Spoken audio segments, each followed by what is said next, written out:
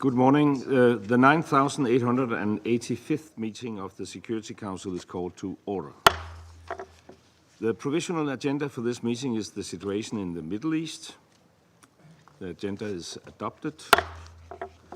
In accordance with Rule 37 of the Council's provisional rules of procedure, and invite the representatives of the Islamic Republic of Iran, Jordan, Qatar, and the Syrian Arab Republic and Turkey to participate in this meeting. It is so decided.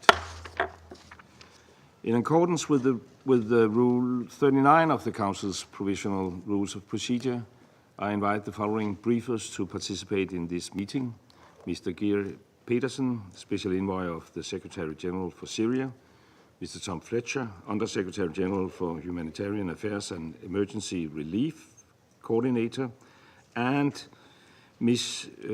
Jomana Saif, co-founder of the Syrian Women's Political Movement and legal advisor at the European Center for Constitutional and Human Rights. It is so decided.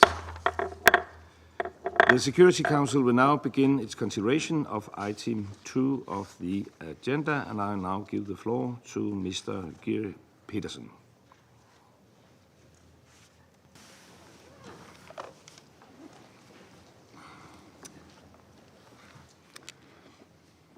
Thank you, Mr. President.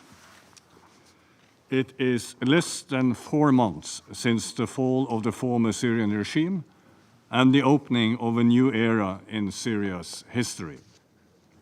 The legacies of 14 years of war and conflict and 5 decades of one-man rule are huge.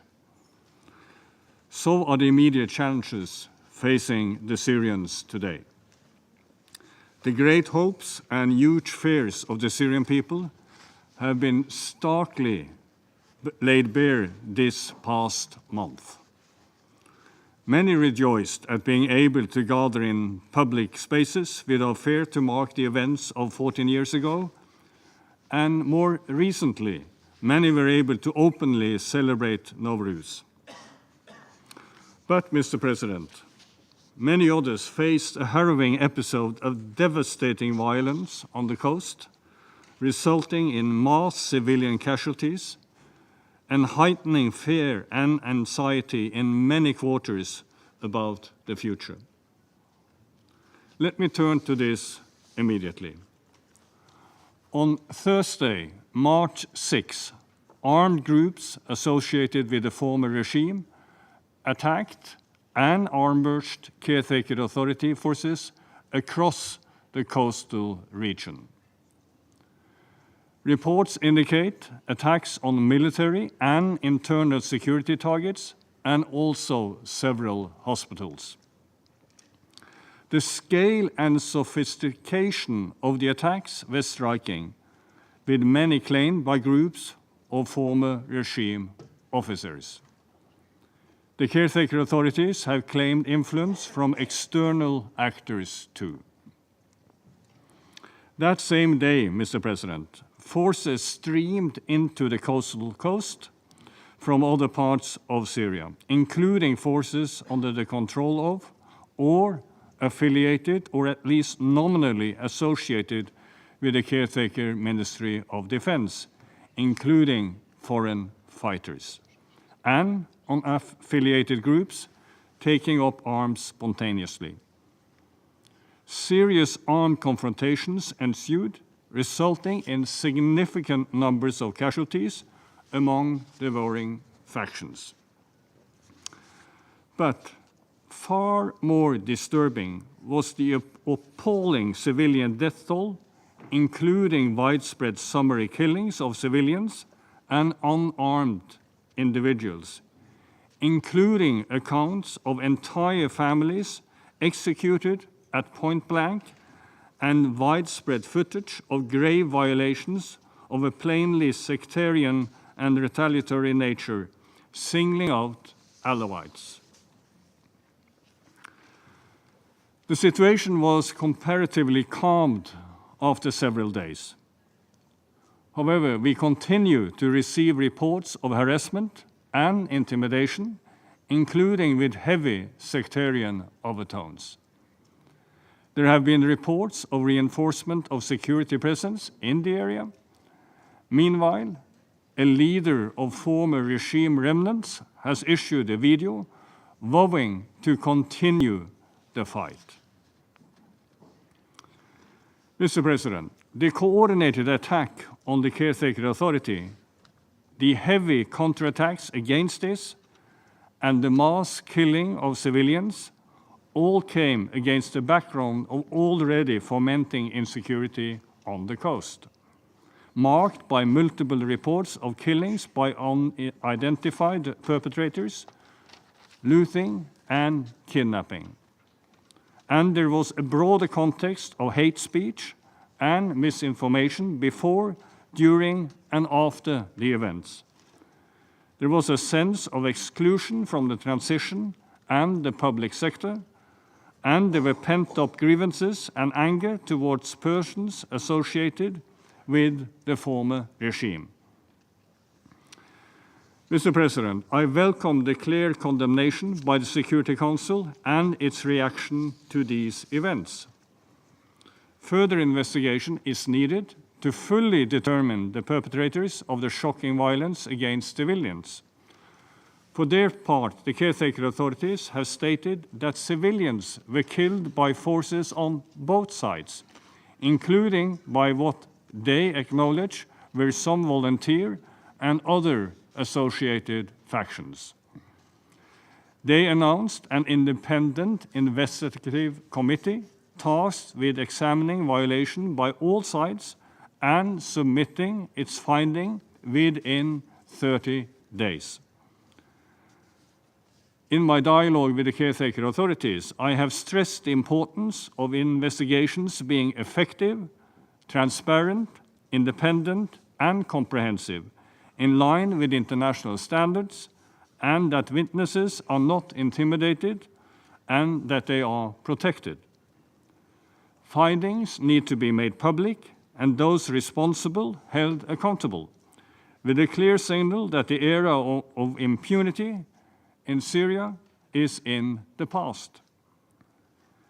The committee met with my team in Damascus 2 days ago, and its members are engaging with the relevant UN bodies, which all stand ready to support. The caretaker authorities also announced the formation of a High Commission for Civil Peace in the coastal region. The need to repair deep sectarian fractures and mistrust is huge, and their work alone will not be sufficient. They need to associate the many Syrian civil society organizations who play a crucial role in local dialogue and vital peace-building efforts. And we, for our part, have been active in facilitating needed contacts to try to contain the aftermath and build a modicum of trust. Mr. President, on 10th March, Mr. Ahmed al-Shara and Mr. Masloum Abdi signed in Damascus an 8-point agreement which, inter alia, spoke of integrating all civil and military institutions in northeastern Syria into the administration of the Syrian state. The agreement spoke of committees which have until no later than the end of 2025 to work and seek to implement these agreements. We have been encouraging progress on this track, and I welcome this agreement on shared objectives and the first follow-up that has taken place. We will continue and deepen engagement in support of this process. At the same time, Mr. President, we still see worrying signs that conflict in the northeast is not over yet. Exchanges of fire between the SDF and SNA factions have continued, and there were reports of Turkish airstrikes last week that hit SDF-controlled areas. Violence continues elsewhere too. Last week saw worrying cross-border clashes between Syria and Lebanon after reports of kidnapping and execution of Syrian soldiers and firing of missiles into Lebanon. I welcome that Lebanese and Syrian authorities were able to contain and de-escalate the situation after 2 days of clashes and support all efforts for stronger dialogue between them. Meanwhile, Mr. President, February and March saw several incidents of reported Israeli airstrikes in southwest Syria, Damascus, Homs, and the coast. The IDF has also publicly confirmed it has built multiple positions in the area of separation, which are a violation of the 1974 Disengagement of Forces Agreement. Such facts on the ground are not easily reversed. I'm concerned by Israeli statements on the intention to stay in Syria for the foreseeable future, as well as demands for the full demilitarization of southern Syria. I appeal to the Security Council to hold Israel to its commitments that this is a temporary presence and stress that Israel must withdraw and respect Syria's sovereignty, territorial integrity, unity, and independence. The UN continues to engage Israel and the caretaker authorities to this end. Mr. President, on the all-important issue of the political transition, February saw a national dialogue conference take place in Damascus after 2 weeks of traveling consultations in regions. It produced a final outcome statement containing non-binding recommendations. In March, the caretaker authority issued a constitutional declaration, which I hope will move Syria toward restoring the rule of law and promoting an orderly, inclusive transition. Some Syrians have commented on the effort to fill the constitutional vacuum and noted the incorporation of international human rights norms as an integral part of the Constitution, among other things. But others have expressed reservations about the non-transparent process of its drafting and the substance itself, particularly a very strong presidency with unclear checks and balances between state powers and ambiguity regarding the transition steps. I wish to inform the Security Council that my office was consulted informally and then formally towards the end of this process, and we gave advice including conveying international best practices and norms. Some of this was taken on board, some was not. I believe we should build on this and deepen cooperation on the transition going forward. Mr. President, I will be returning to Damascus soon to continue my engagement. I would like to highlight several priority areas for your attention. First, Syrians await the announcement soon of a transitional government to be appointed by Mr. al-Shara and a transitional legislative council that is partially appointed by him and partially elected by a process to be determined by persons that he appoints. I believe Syrians will be able to tell whether the members of these bodies reflect the very diverse sources of competency and constituencies in Syria, both women and men. Second, early further moves are advisable on constitutional issues. Caretaker Foreign Minister al-Shibani has told me that the Constitutional Committee will be formed to prepare for a permanent constitution. This process, and then the securing of popular approval and preparing for free and fair elections, are extremely important undertakings. I look forward to further discussing the assistance of the United Nations that we can provide on these issues in support of a Syrian-led and owned process in line with my mandate and the core principles of Security Council Resolution 2254. Third, the atrocities laid bare the urgent need for credible and efficient accountability for crimes committed over so many years. Syrians have made clear that they seek not only prosecutions, but also a comprehensive process to address the right to truth, reparation, and safeguards against non-recurrence, the only true signal to end an era of impunity. The caretaker authorities are engaging with the independent institutions on missing persons, the International Impartial and Independent Mechanism, and the Commission of Inquiry, with whom we are in close coordination. We hope engagement will translate into real partnership, optimizing all international and Syrian resources and expertise, including within civil society.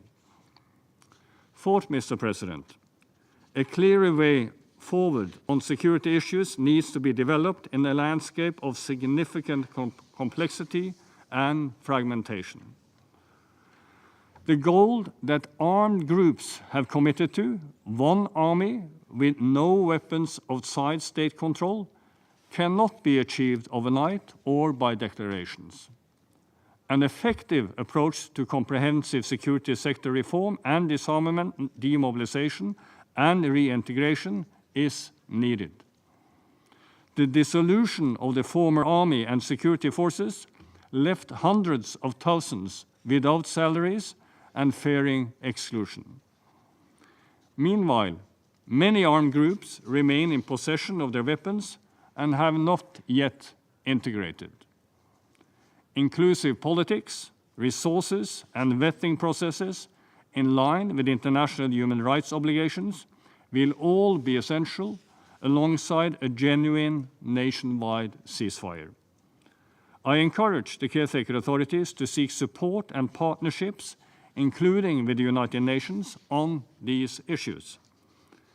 Fifth, the issue of foreign fighters in the senior ranks of the new armed forces, as well as individuals associated with violations, remain a key concern to Syrians and internationally, as the Council recently made clear. I continue to urge the caretaker authorities to address this robustly. Sixth, Syrians need an economic future, and they need serious international support to enable this economic recovery. I welcome the humanitarian pledges at the 9th Brussels conference last week to support Syria's recovery and host communities in neighboring countries. But more resources will be needed to ensure that Syria does not fragment over scarce resources and that the Syrian people, including the displaced, have the breathing room and bandwidth to focus on rebuilding not just their own lives, but the country. Tom will address this more in detail. But we also need to see fast and broad sanction easing with relevant targeted and sectoral suspensions, including on energy, investment, finance, health, and education. Some steps have been taken, but more is needed if Syrians are to be given the chance to recover. Countries in the region have expressed a readiness to step in, and some have announced plans to provide Syria with electricity, and support in this sector is, of course, really critical. It is essential that sanctioning states consider the important restrictions that still persist and that hamper response.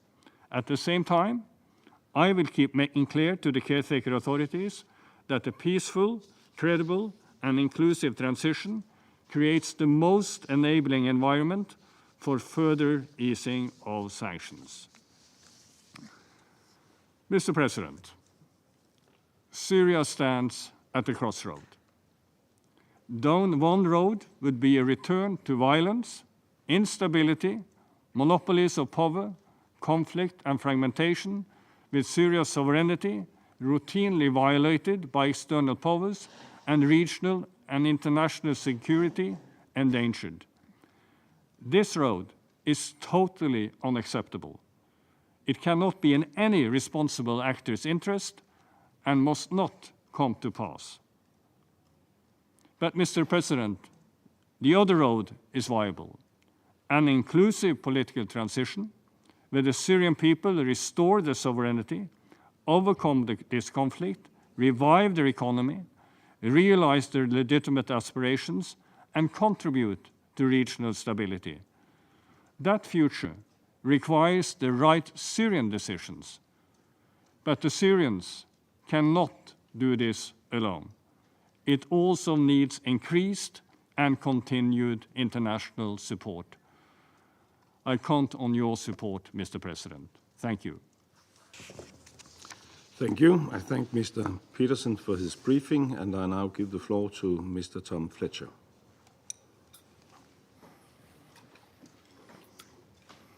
Thank you, Mr. President.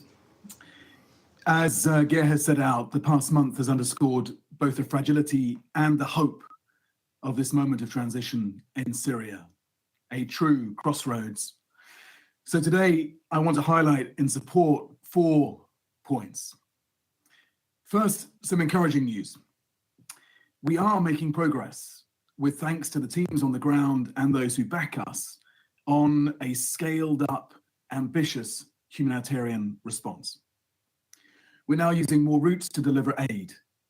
Since the start of the year, we've expanded cross-border deliveries from Turkey, a relatively cost-effective route through which we can now reach warehouses across the country, including Damascus and Homs. I'm grateful to the interim authorities for their extension of permission to use the Bab al-Salam and Arai crossings. We're also working to have more efficient procedures for aid delivery. We have a practical, problem-solving engagement with the interim authorities to address ongoing liquidity challenges and to further streamline procedures. And as I've made clear already here, we count on their continued support for further easing registration for humanitarian NGOs, especially as part of the humanitarian reset that I set out last month, as we're allocating a higher proportion of funding for Syrian partners who are truly at the front lines of this response.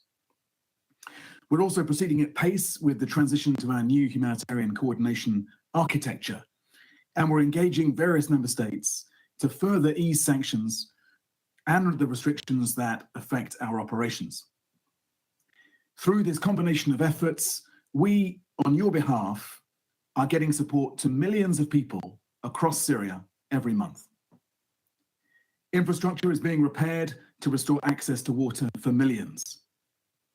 For example, Al Arab water station in Aleppo resumed operations on the 14th of March, powered by solar and now supporting 40,000 people. Dozens of nutrition centers and mobile teams are screening children and providing services for children and mothers. Over 1,100 operations have been conducted to clear over 1,700 pieces of unexploded ordnance, a vital part of creating conditions for Syrians to return to their homes and communities. I welcome Qatar's agreement to provide Syrians with support for electricity supply via Jordan. And refugees are returning. UNHCR estimate 355,000 since December. Which leads, of course, to my second point. We need more funding. We're under no illusions right now about the grim financial outlook for humanitarian support globally.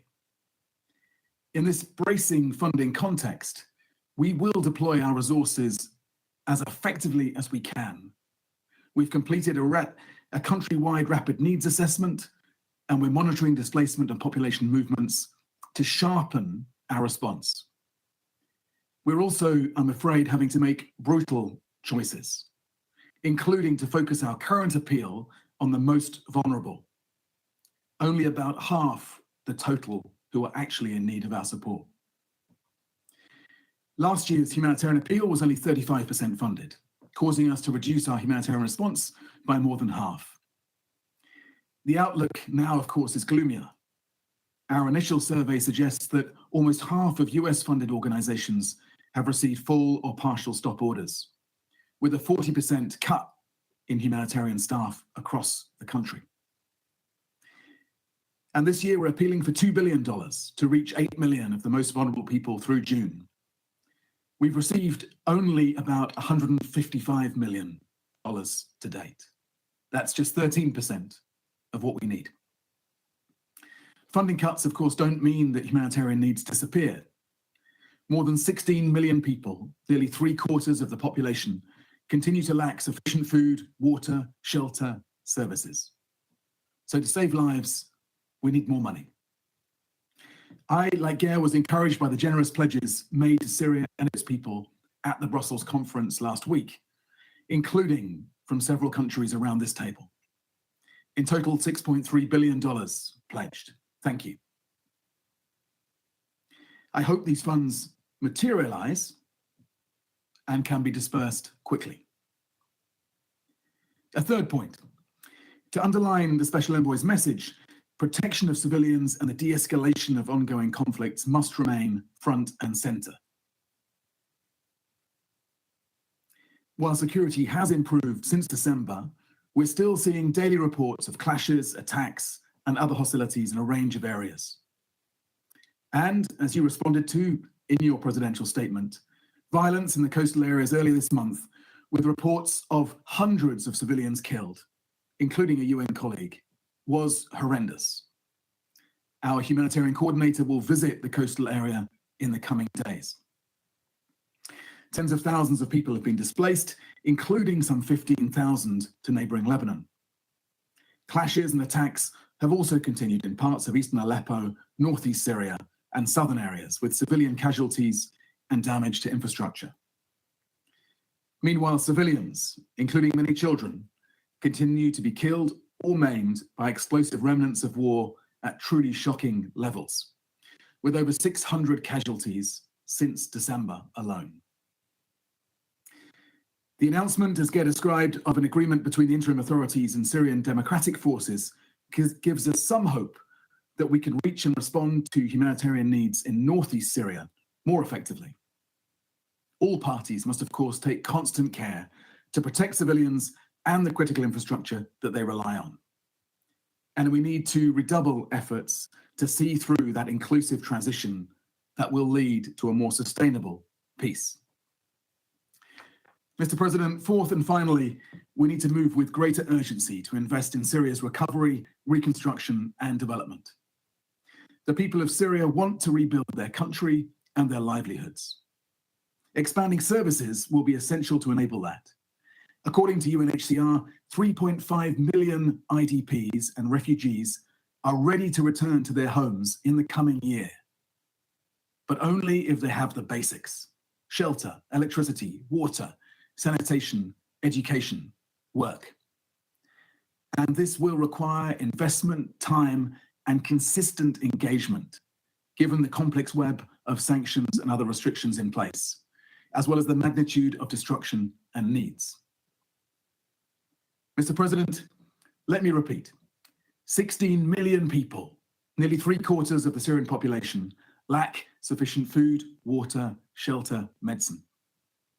I have described the real progress we've made to scale up the international response, despite the security risks, the political challenges, and these deep, deep funding cuts.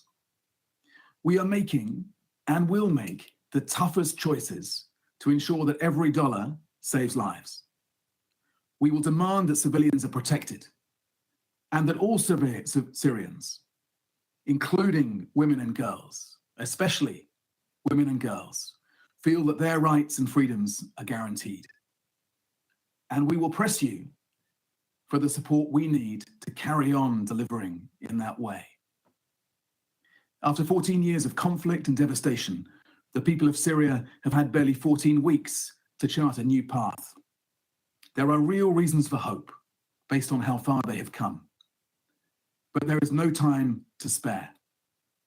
Let us be problem solvers rather than problem observers. We need to move with greater urgency while we can. The price of failure will far outweigh the investment that we are asking for. The cost of hesitation is greater than the risk of decisive action. The people of Syria deserve the chance to see through the monumental task ahead of them and build a peaceful, prosperous, inclusive future. As so many Syrians have told me, they want to return to being a community that exports kindness rather than imports generosity. And at a time when international solidarity appears to be in retreat, let's not retreat from meeting this moment with energy and ambition. Thank you. I thank Mr. Fleischer for his briefing, and I will now give the floor to Ms. Jumana Saif. Thank you, Mr. President. After the fall of the Assad dictatorship, I moved to Damascus, marking my return in over 12 years of exile. I traveled through various neighborhoods, and I witnessed firsthand the staggering levels of poverty and the hardship with severe shortages of electricity and even the most basic necessity of life. For decades, Syrians endured immense suffering under Assad's rule, which led to unilateral sanctions that affected not only the regime, but also ordinary citizens. Now that Assad is no longer in power, there is no justification for maintaining these sanctions. What Syrians need most is their immediate removal, alongside investments, reconstruction, and economic revitalization. Achieving this requires the concerted efforts of both the international community and the Syrian government. Syria stands at a historic crossroads with a rare chance to unite and to transition to democracy. I urge the international community to remove these sanctions so our country can finally move forward.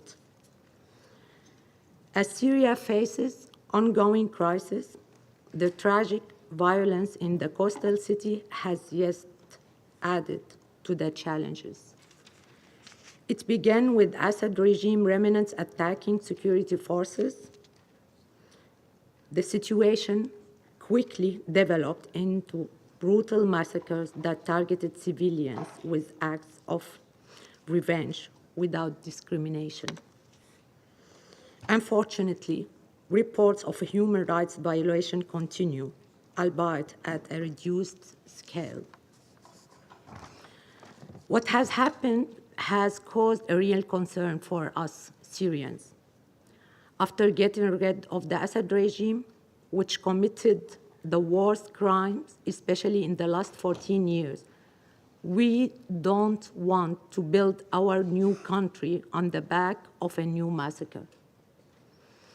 We want to move forward in a state of justice and law, where all perpetrators and those who participated in the killing of Syrians by the Assad regime and the remnants of the outlaws will be held accountable, as President al-Shara promised in his speech on March 9th. He announced the formation of an investigation and fact-finding committee. We are waiting for the report to be released on April 9th. Today, more than ever, Syrians must create a transparent and inclusive national plan for transitional justice. This requires consultation with victims' associations and civil society to ensure fair trials, truth commissions, moral and financial compensation for victims, and safeguards to prevent future atrocities. All of this required significant financial resources and technical expertise. Here, I urge the international community to provide these financial resources and support the rehabilitation of our judicial system, training its cadre of women and men, including justice, investigators, and law enforcement agencies, especially concerning crimes of sexual violence and crimes against women. Over the past 13 years, Syrian human rights and civil society organizations have worked tirelessly on human rights and transitional justice.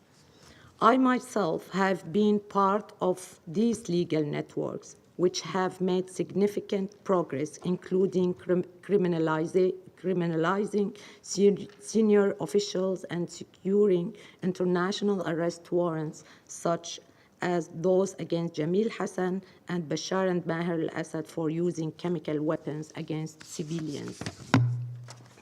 These achievements must support the transitional justice process alongside the efforts of UN institutions dedicated to truth, accountability, and justice in Syria, namely the IIM, IIMP, and COI, which are essential to its success. Also, the ongoing investigation and trials in Europe under the principle of universal jurisdiction must continue to complement the fight against impunity.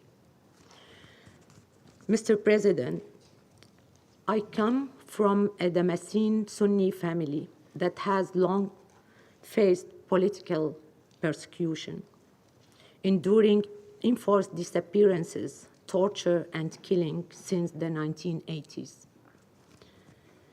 As just 10, I witnessed my youngest uncle's arrest and disappearance. My father, Riyad Saif, was imprisoned for nearly 8 years despite his parliamentary immunity, solely because he advocated for democracy and human rights. In the summer of 1996, my younger brother, Iyad, disappeared without a trace, and to this day, we know nothing of his fate.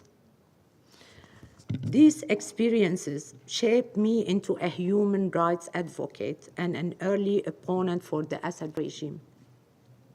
They allowed me to meet thousands of fellow opposition members who had endured similar suffering, all united in resisting tyranny and fighting for democracy, with many sacrificing their lives, including my dear friends Razan Zaytoun and Samira Khalil. Today, I say with firm conviction that a diverse Syria can only be managed by a democratic system that guarantees the rights of all its citizens without discrimination on any basis, and ensures the participation of all in shaping the future of their country.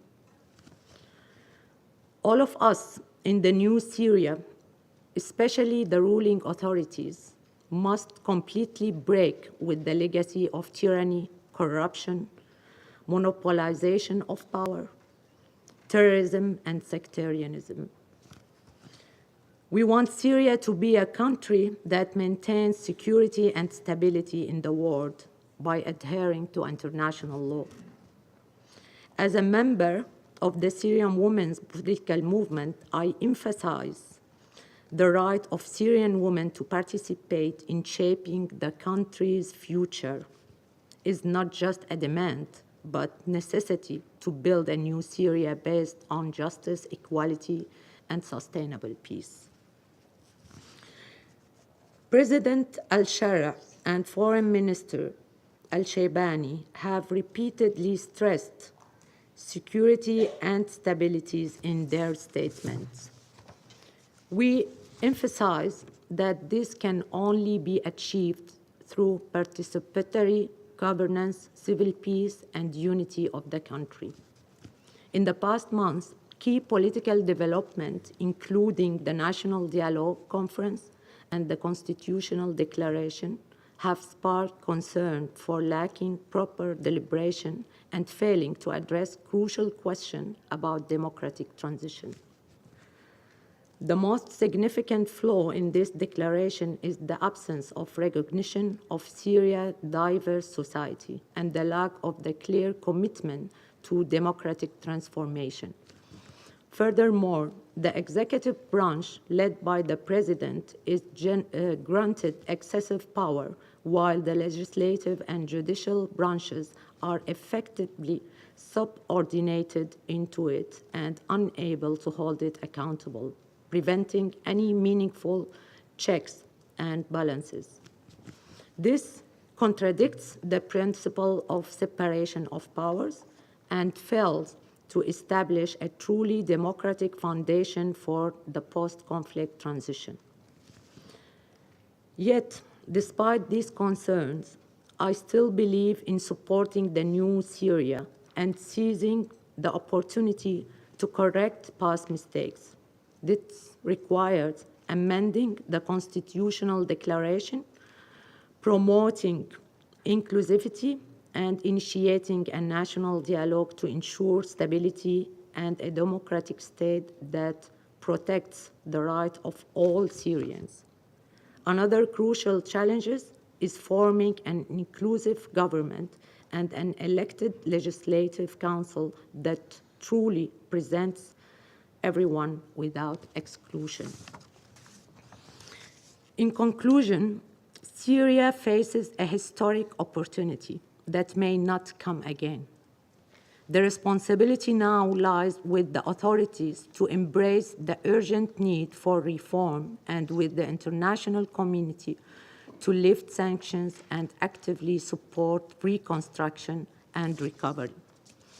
This is essential not only for Syria's stability, but for the stability of the entire region.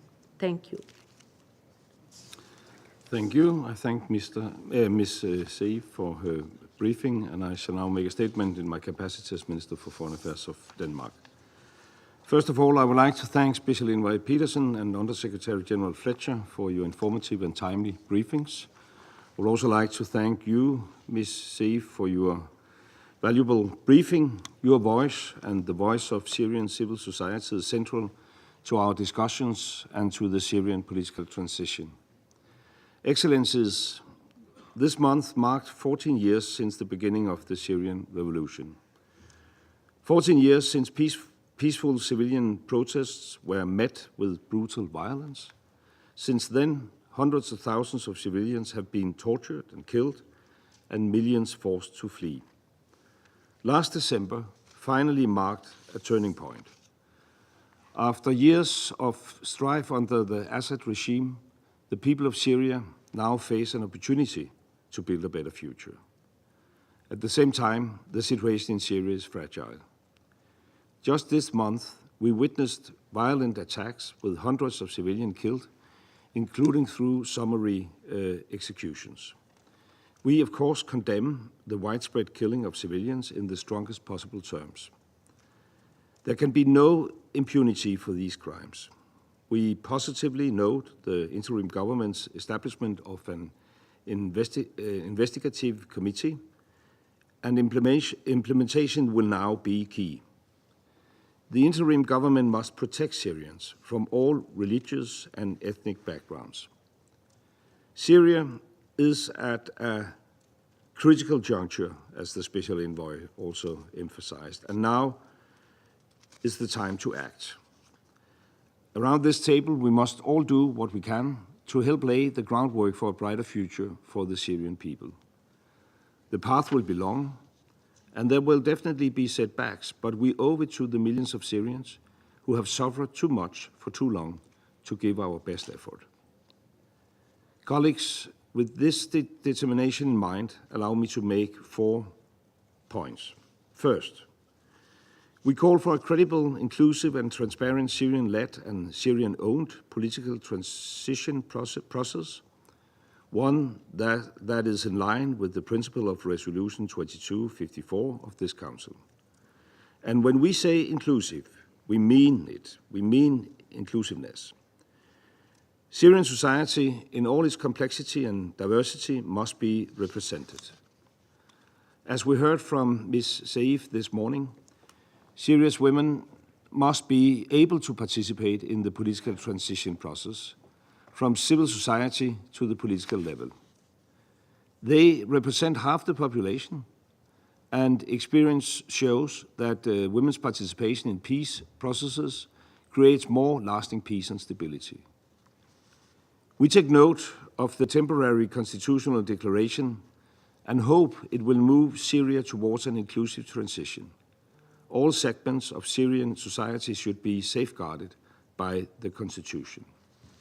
Second, accountability and justice for victims of the Assad regime and the civil war is vital. It is key that any transitional justice process is led and owned by the Syrian people. The UN stands ready to support. The process should be transparent and impartial. And also in this process, women play a key role. They are skilled Syrian women lawyers, judges, and transitional justice experts, just like Ms. Saif, and their knowledge and expertise are most needed. The transitional justice process must be open to all Syrians. It will be difficult, but essential step toward healing.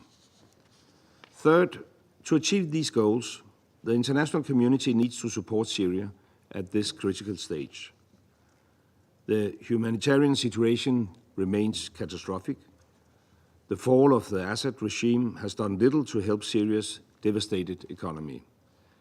70% of the population is deemed to be in need of humanitarian assistance, and 9 out of 10 live in poverty.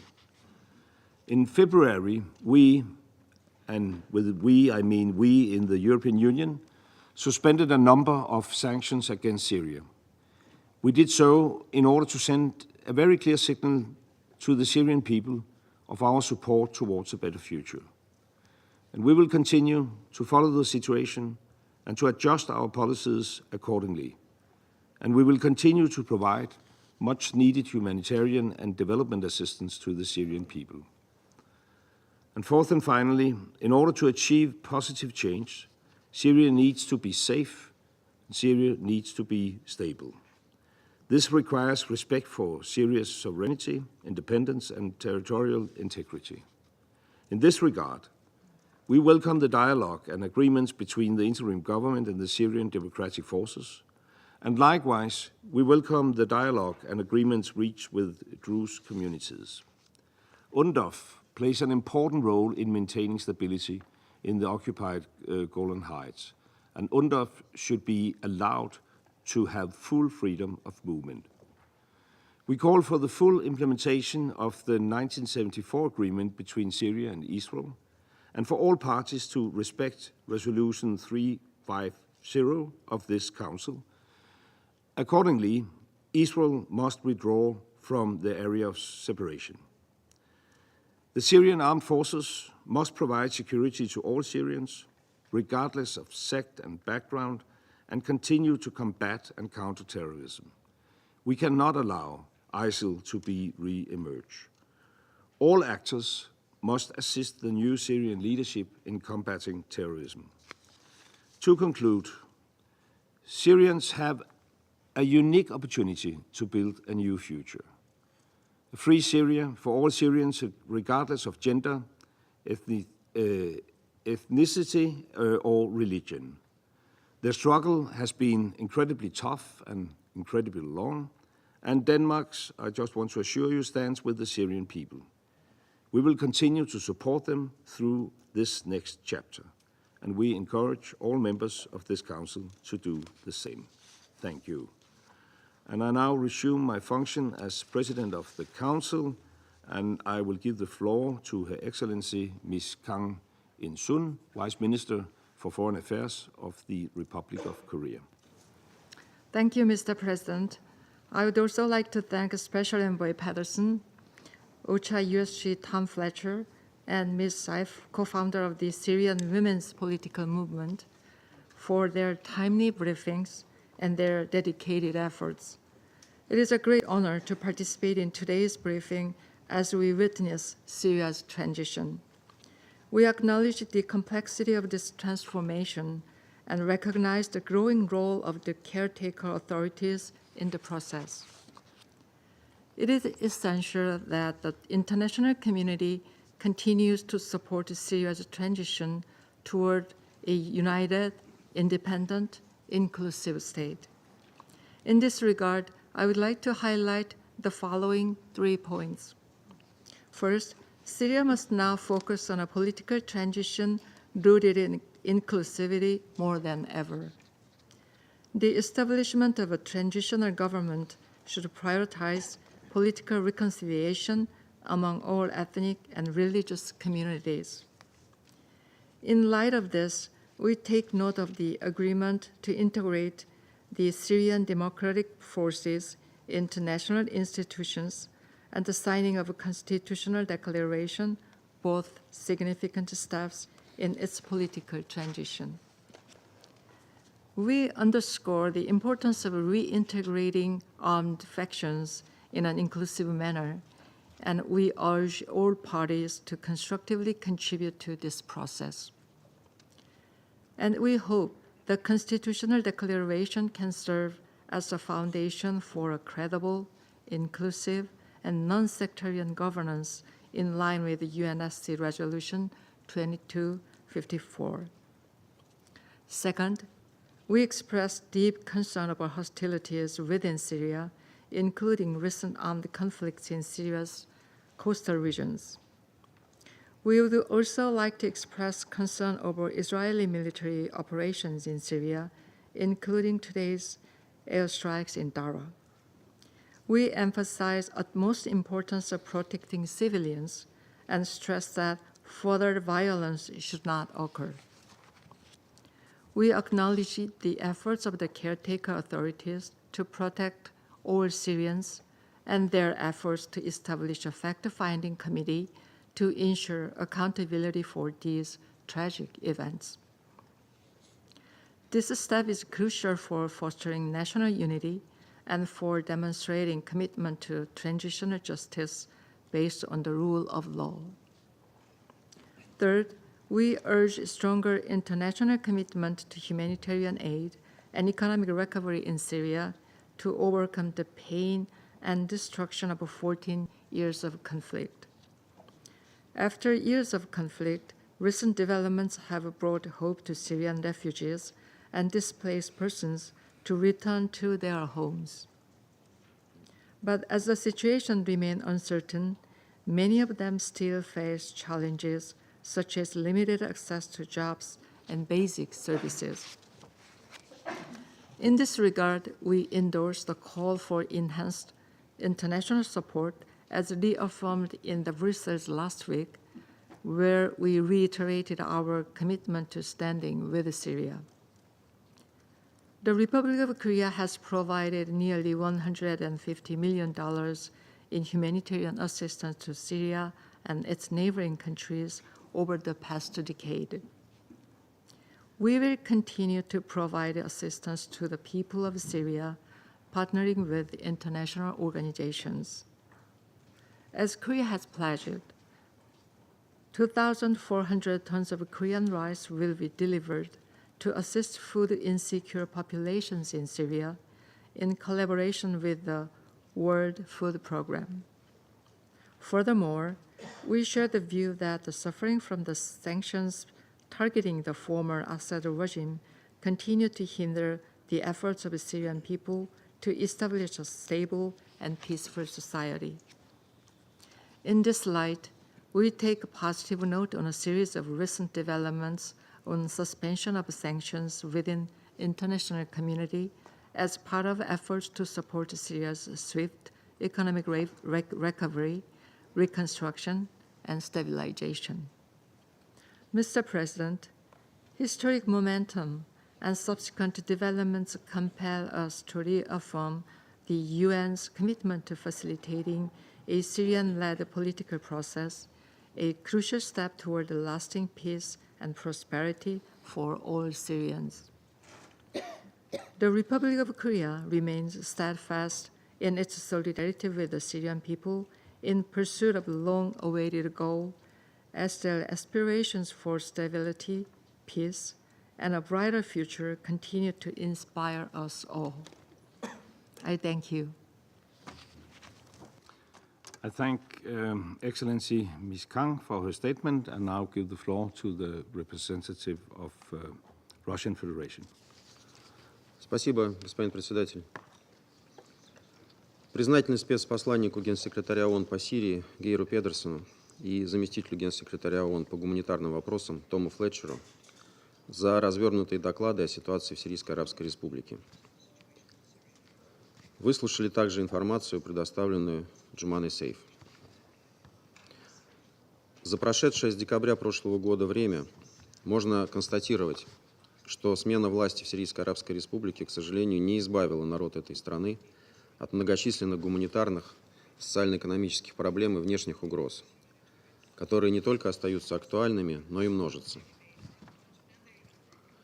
От успешного преодоления стоящих перед страной вызовов во многом зависит будущее этой Арабской Республики, а потому сирийцам жизненно необходима всесторонняя и деполитизированная поддержка со стороны международного сообщества. Ситуация в Сирии сегодня характеризуется продолжающимся экономическим упадком и частыми всплесками насилия.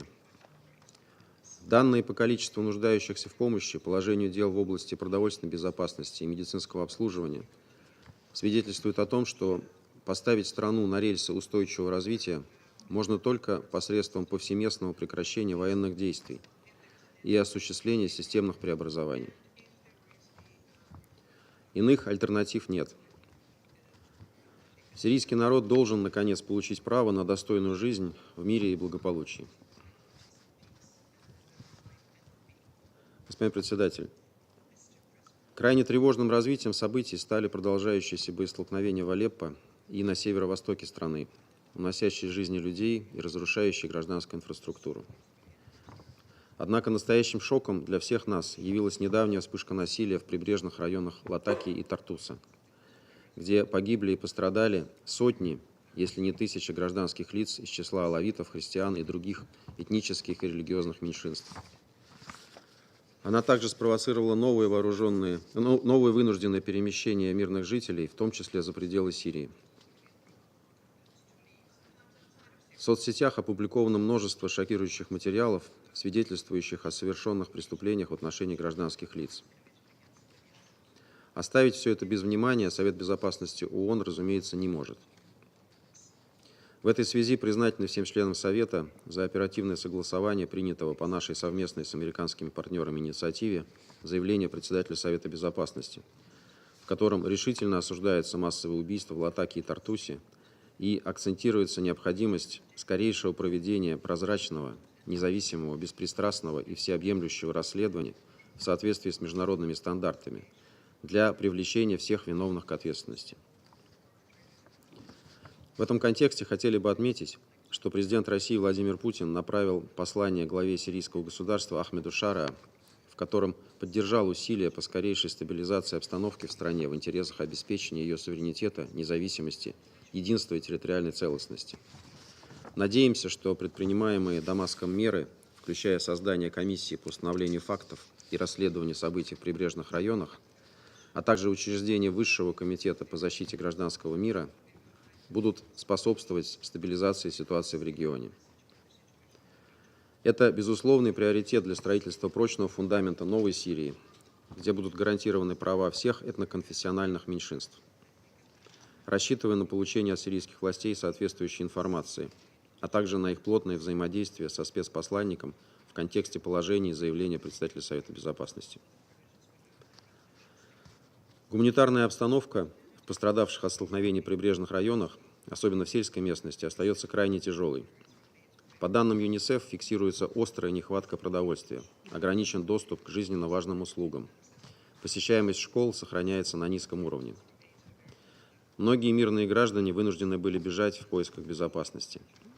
Необходимо не только не допустить дальнейшего разрастания кризиса, но и избежать какого-либо проявления гонений на представителей этноконфессиональных меньшинств, исконно проживающих на этих территориях. В свете последних событий в Латакии и Тартусе считаем оправданным активизировать работу ООН по оказанию помощи жителям прибрежных районов. Тем более, что, насколько мы понимаем, особых проблем с гумдоступом возникнуть не должно. И Дамаск по-прежнему проявляет конструктивный подход к взаимодействию с гуманитарщиками.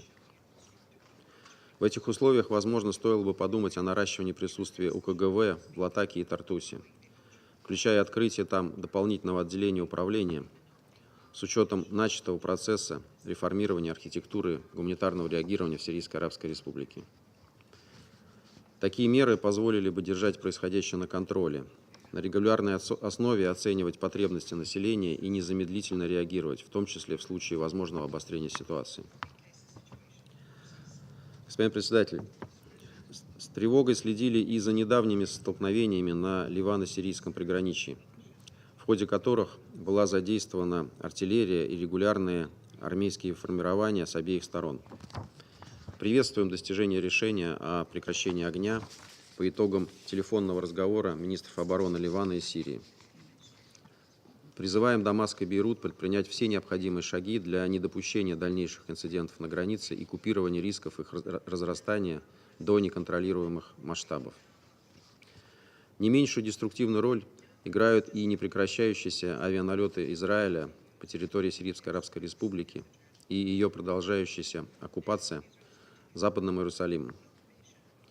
Решительно осуждаем удары Цахал, по итогам которых только за последние дни на юге провинции Хомс убито и ранено более 20 человек. Призываем Западный Иерусалим вернуться к соблюдению своих обязательств по соглашению о разъединении 1974 года и вывести подразделения из буферной зоны и других занятых с декабря 2023 года сирийских территорий. Новое сирийское руководство неоднократно заявляло о готовности к выстраиванию мирных отношений со всеми соседями без исключения. Израиль же своими действиями перечеркивает такой настрой и усиливает голоса радикально настроенных сил внутри Сирии. Такой подход в долгосрочной перспективе не будет способствовать укреплению безопасности Израиля. Сохраняется в стране и террористическая угроза. Призываем Дамаск уделить ей повышенное внимание и не дать ИГИЛ и другим терроргруппировкам укрепиться на сирийской земле. Особое беспокойство вызывает проблема иностранных террористов-боевиков, засветившихся в том числе и в ходе столкновений на западе страны, в отношении которых должны быть немедленно предприняты решительные меры. Отмечаем подписание 10 марта рамочного соглашения в Дамаске между Ахмедом Шара и командующим сирийскими демократическими силами Мазлумом Абди, предусматривающее возвращение Заифратии под управление центральных властей и интеграцию курдских военизированных формирований в государственный силовой блок. Добросовестная реализация положений этих договоренностей будет способствовать укреплению единства Сирии и доверию других этнорелигиозных меньшинств к Дамаску, рассчитывающих на гарантии защиты и соблюдения собственных прав в рамках единого сирийского государства. В этой связи вновь подтверждаем, что путь к устойчивой нормализации ситуации в Сирии лежит исключительно через инклюзивный межсирийский диалог, направленный на достижение национального согласия и продвижение комплексного политурегулирования в соответствии с базовыми принципами, заложенными в резолюции Совета Безопасности 2254. Этот процесс должен осуществляться посредством принятия продуманных, сбалансированных и подлинно инклюзивных решений. Они должны сопровождаться встречным движением со стороны международного сообщества, направленным на улучшение экономической ситуации в стране и повышение уровня и качества жизни простых сирийцев. Уверены, что ООН должна играть ключевую роль в сопровождении ведомого и осуществляемого самими сирийцами политпроцесса. Выражаем нашу полную поддержку соответствующим усилиям спецпосланника ООН Гейра Педерсена. Господин председатель, в послании на имя Ахмеда Шара президент России Владимир Путин подтвердил готовность нашей страны развивать практическое взаимодействие с Дамаском по всему комплексу вопросов двусторонней повестки дня в целях укрепления традиционно дружественных российско-сирийских отношений. Надеемся, что сирийскому народу удастся, наконец, достойно преодолеть все стоящие перед страной вызовы. Россия в этом в высшей степени заинтересована. Благодарю за внимание. I thank the representative of the Federation of Russia, Russian Federation, and I give the floor to the representative of the United States. Thank you, Mr. President. And thank you, Special Envoy Gare Pedersen and Undersecretary General Tom Fletcher for your briefings. We appreciate your ongoing efforts, particularly in the wake of the sectarian violence that swept over coastal regions in western Syria earlier this month. And thank you, Ms. Jumana Saif, for your briefing, including about your own story and about the indispensable role of women in Syria's political transition. On March 14th, this Council adopted a presidential statement that calls on the interim authorities to hold accountable the perpetrators of the mass killings in western Syria and enact further measures to prevent its recurrence. We expect the interim authorities to act on the Council's clear message. All parties in Syria must protect civilians from violence, regardless of ethnicity, religion, or political ideology. We look forward to the report early next month from the Independent Investigative Committee to examine all atrocities committed, with particular attention to reports of extrajudicial killings. It will also be important to see genuine efforts at reconciliation with the Alawite community from the Coastal Committee tasked with assisting the interim authorities' engagement. Interim authorities must also embark on a political process that includes Kurdish, Druze, Alawite, and Christian communities, something they have not meaningfully done to date. Only a truly representative process will reassure Syrians that they have a place in Syria's future. The United States reaffirms its support for a political transition that demonstrates credible, non-sectarian governance as the best path to avoid further conflict. We have concerns that the draft constitution framework is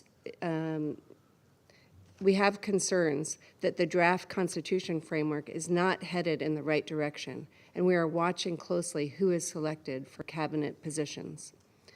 While we welcome the March 10th agreement with the Syrian Democratic Forces to integrate the Northeast into a unified Syria, real and meaningful progress will be defined by the details of implementation. The agreement is a modest first step in the pursuit of a stable and independent Syria. To be meaningful, this agreement must be finalized with details that include a unified state security structure that ensures Syria does not pose an external threat to neighboring states and is capable of defeating Syrian-based ISIS or other violent extremist groups, including Iranian-backed militias. Syria's security framework must include detailed plans to ensure, 1, that ISIS fighters remain in detention, and 2, that there is continued control of the large population of foreign ISIS terrorists currently contained by the Syrian Democratic Forces. We will see an insurgence of ISIS if this population of approximately 8,200 fighters escapes or is let free. On El Hol and Al Roj, we call on all nations that have citizens inside these camps to repatriate their nationals. It is time to depopulate the camps, which serve as incubators of terrorism, to prevent further radicalization of another generation of ISIS. Mr. President, actions meant to be significant signposts in Syria's ongoing transition have fallen short of expectations. We must remain clear-eyed about our outstanding challenges that are faced.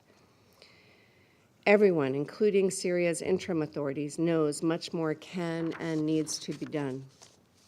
For one, there must be expansive representation of Syrian voices on a new committee formed to draft the permanent constitution. Unless a representative committee is formed, Syria will fail and remain in the sectarian shadow of the Assad regime, increasing the likelihood of a new civil war.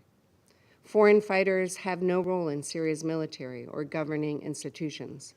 This month's clashes in the coastal region, in which foreign fighters reportedly committed atrocities, were stark reminders of the seriousness of this threat. All foreign fighters need to be removed from their posts immediately, and military units comprised of foreign fighters must be disbanded. We condemn and are watching closely recent attempts by Hezbollah and their Iranian backers to create instability on the Lebanese-Syrian border.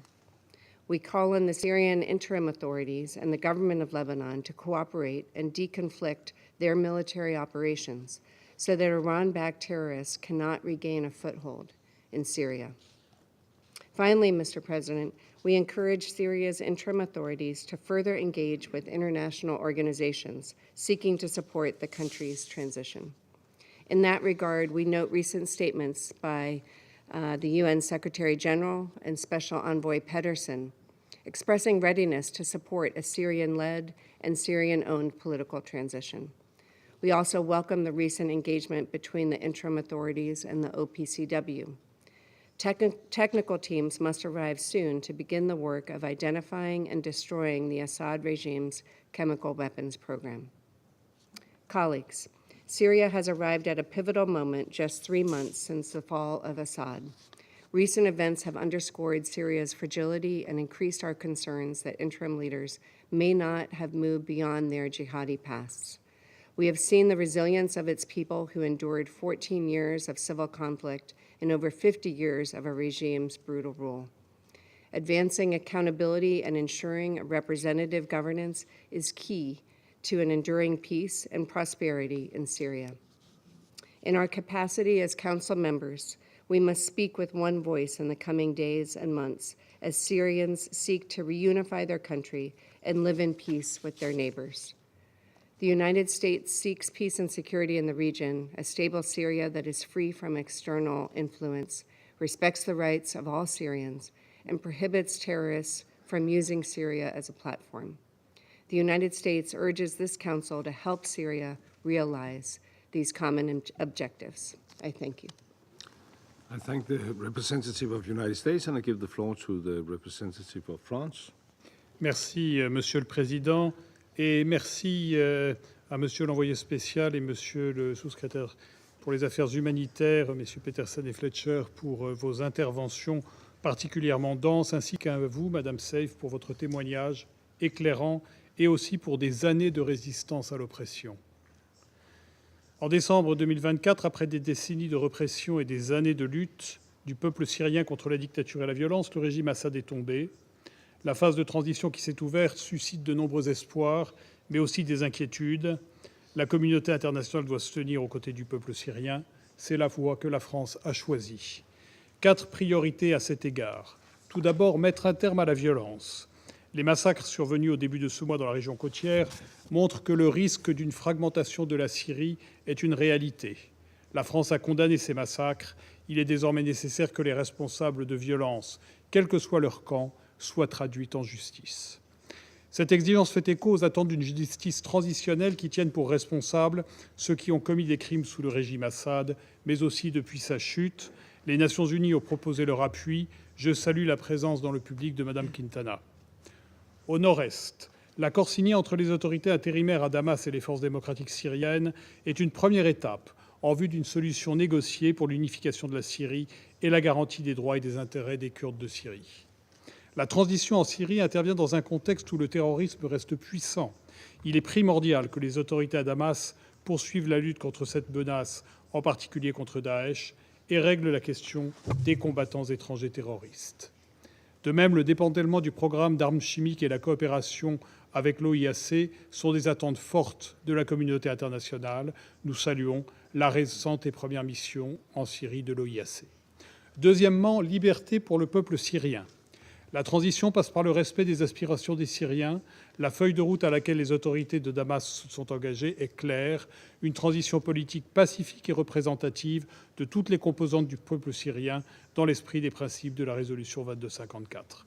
La France soutient les efforts de Geir Petersen pour appuyer ce processus. Les Nations unies ont un rôle important à jouer pour accompagner la transition politique en cours.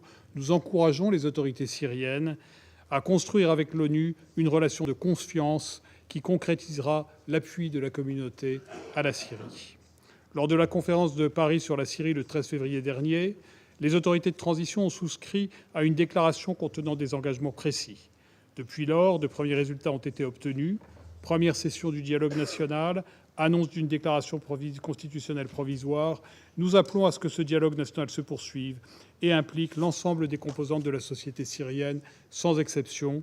Nous appelons à la formation d'un gouvernement représentatif, reconnu comme légitime par l'ensemble des Syriens. L'égale participation des femmes syriennes aux décisions est indispensable, de même que le respect et la prise en compte de toutes celles et ceux qui appartiennent à des minorités chrétiennes, kurdes, chiites, alaouites, druzes, ces minorités qui font une richesse de la Syrie depuis des siècles. Troisièmement, soutien humanitaire et redressement économique. Chacun sait que les populations endurent des privations très graves, que l'économie est en ruine, que les infrastructures sont dévastées. Pour soutenir le processus politique, nous devons continuer à travailler, à garantir l'accès et le travail humanitaire, à accompagner le relèvement du pays et à faciliter le retour sûr, digne et volontaire des réfugiés syriens et des déplacés internes. L'Union européenne est engagée dans ce sens. Elle a suspendu certaines mesures restrictives dans des secteurs économiques clés comme l'énergie et les transports pour faciliter les transactions financières et bancaires pour la reconstruction. Le 17 mars, la conférence de Bruxelles a permis de mobiliser 5,8 milliards d'euros pour la Syrie et les pays voisins, dont 2,5 milliards venant de l'Union européenne pour 2025 et 2026. Pour faire converger aide humanitaire, passage progressif à une logique de relèvement et accompagnement de la transition politique, ces efforts doivent être appuyés par la poursuite de la coordination au sein du système des Nations unies. Enfin, Monsieur le Président, paix dans la région. Dans un environnement régional instable, la Syrie doit devenir un pôle de paix et de sécurité. Cela passe par la reprise du dialogue avec le Liban autour de leurs frontières communes. Cela passe par l'arrêt des activités militaires dans le Golan. Nous appelons instamment Israël à cesser les bombardements, à se retirer de la zone de séparation prévue par le accord de dégagement de 1974, à respecter la souveraineté et l'intégrité territoriale de la Syrie. La Syrie et Israël doivent tenir compte de leurs préoccupations de sécurité mutuelle. La France, Monsieur le Président, poursuivra son soutien aux efforts pour le redressement de la Syrie, pour la liberté pour tous les Syriens, pour la stabilité régionale et pour la lutte contre le terrorisme. Je vous remercie. I thank the representative of France for this statement, and I will give the floor to the representative of Algeria. I thank you, Mr. President. I have the honor to deliver this statement on behalf of the members of the A3+, namely Guyana, Sierra Leone, Somalia, and my own country, Algeria. The A3+ would like to thank Special Envoy Gerd Pedersen and USG Tom Fletcher for their valuable briefings. We have also listened carefully to Mrs. Jumana Saif. Mr. President, at the outset, the A3+ reaffirms its unwavering commitment to the unity, sovereignty, independence, and territorial integrity of Syria. Syria that confronts today grave security, humanitarian, political, and economic challenges. These fundamental principles cannot be sustained in the absence of civil peace among Syria's diverse community and the cessation of external interference in the country's internal affairs. We reiterate our strong condemnation of the summary killings carried out recently in Syria's coastal provinces. It is imperative to emphasize that civilians, regardless of their background, must be protected under all circumstances in line with international humanitarian law. The A3+ also reiterates its call for accountability and look forward to the report of the committee established by the interim authorities to investigate thoroughly the attacks and identify those responsible. Further compounding the security challenges are the ongoing IDF airstrikes against military sites in Syria's territory. Also are the alarming statements by Israeli officials about, I quote, the indefinite presence of their forces in Syrian territory and their intention to establish a demilitarized area in southern Syria, all of which violate Syria's territorial integrity and sovereignty. The A3+ condemns such irresponsible statements and actions which will only exacerbate regional instability.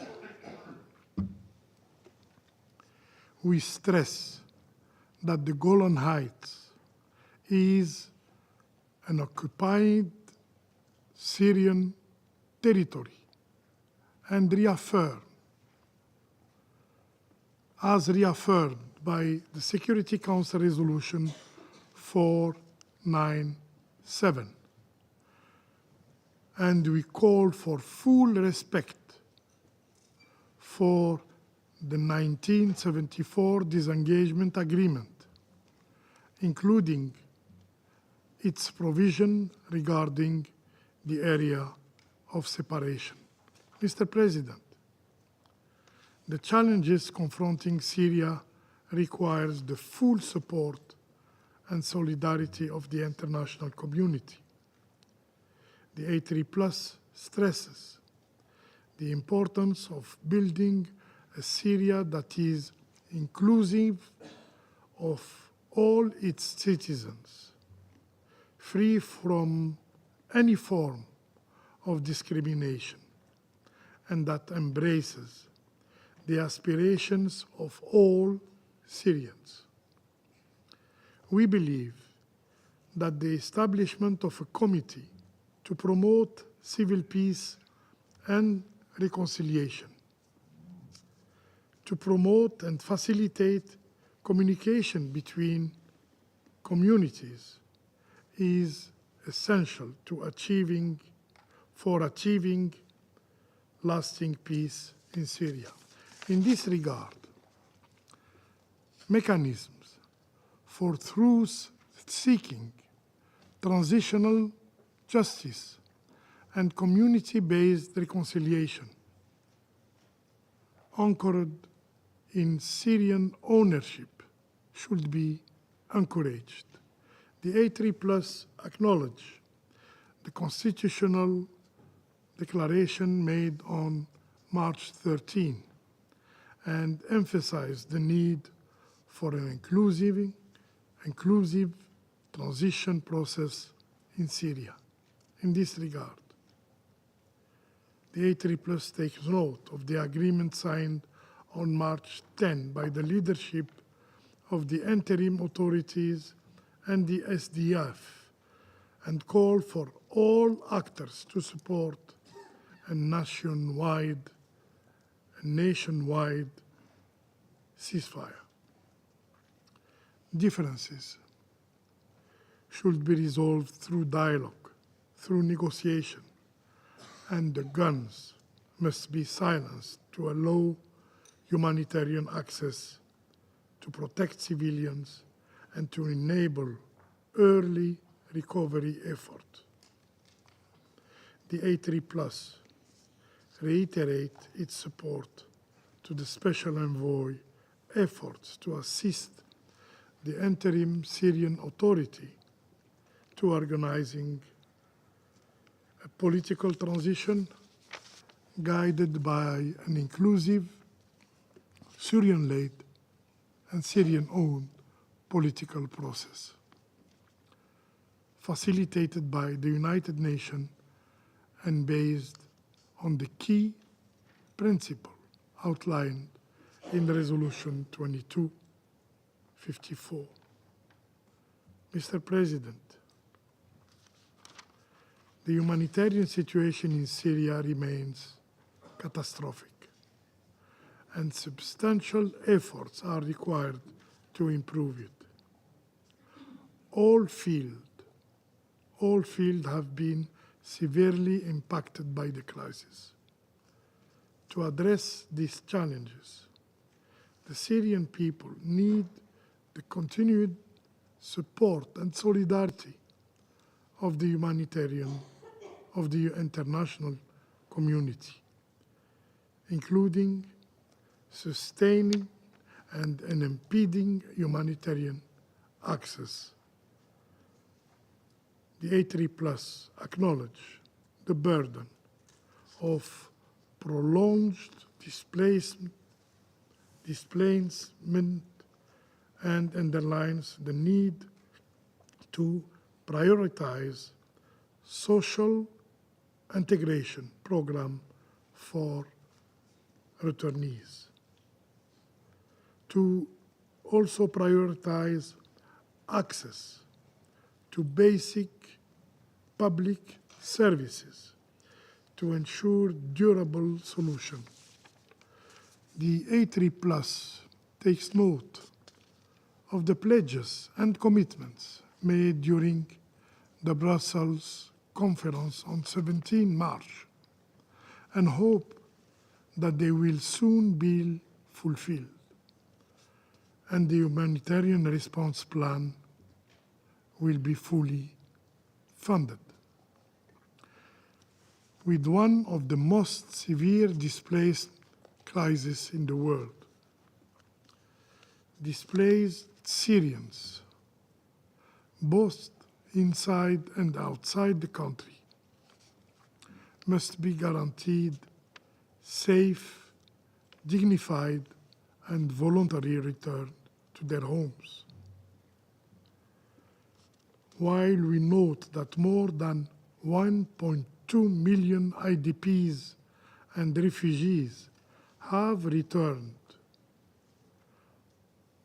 home since November 2024, obstacles to return remains.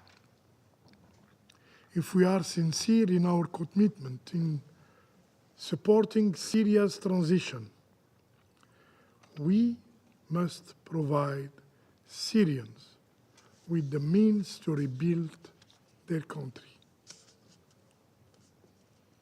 Without rapid economic recovery, it will be difficult to envision a safe and prosperous future for Syria.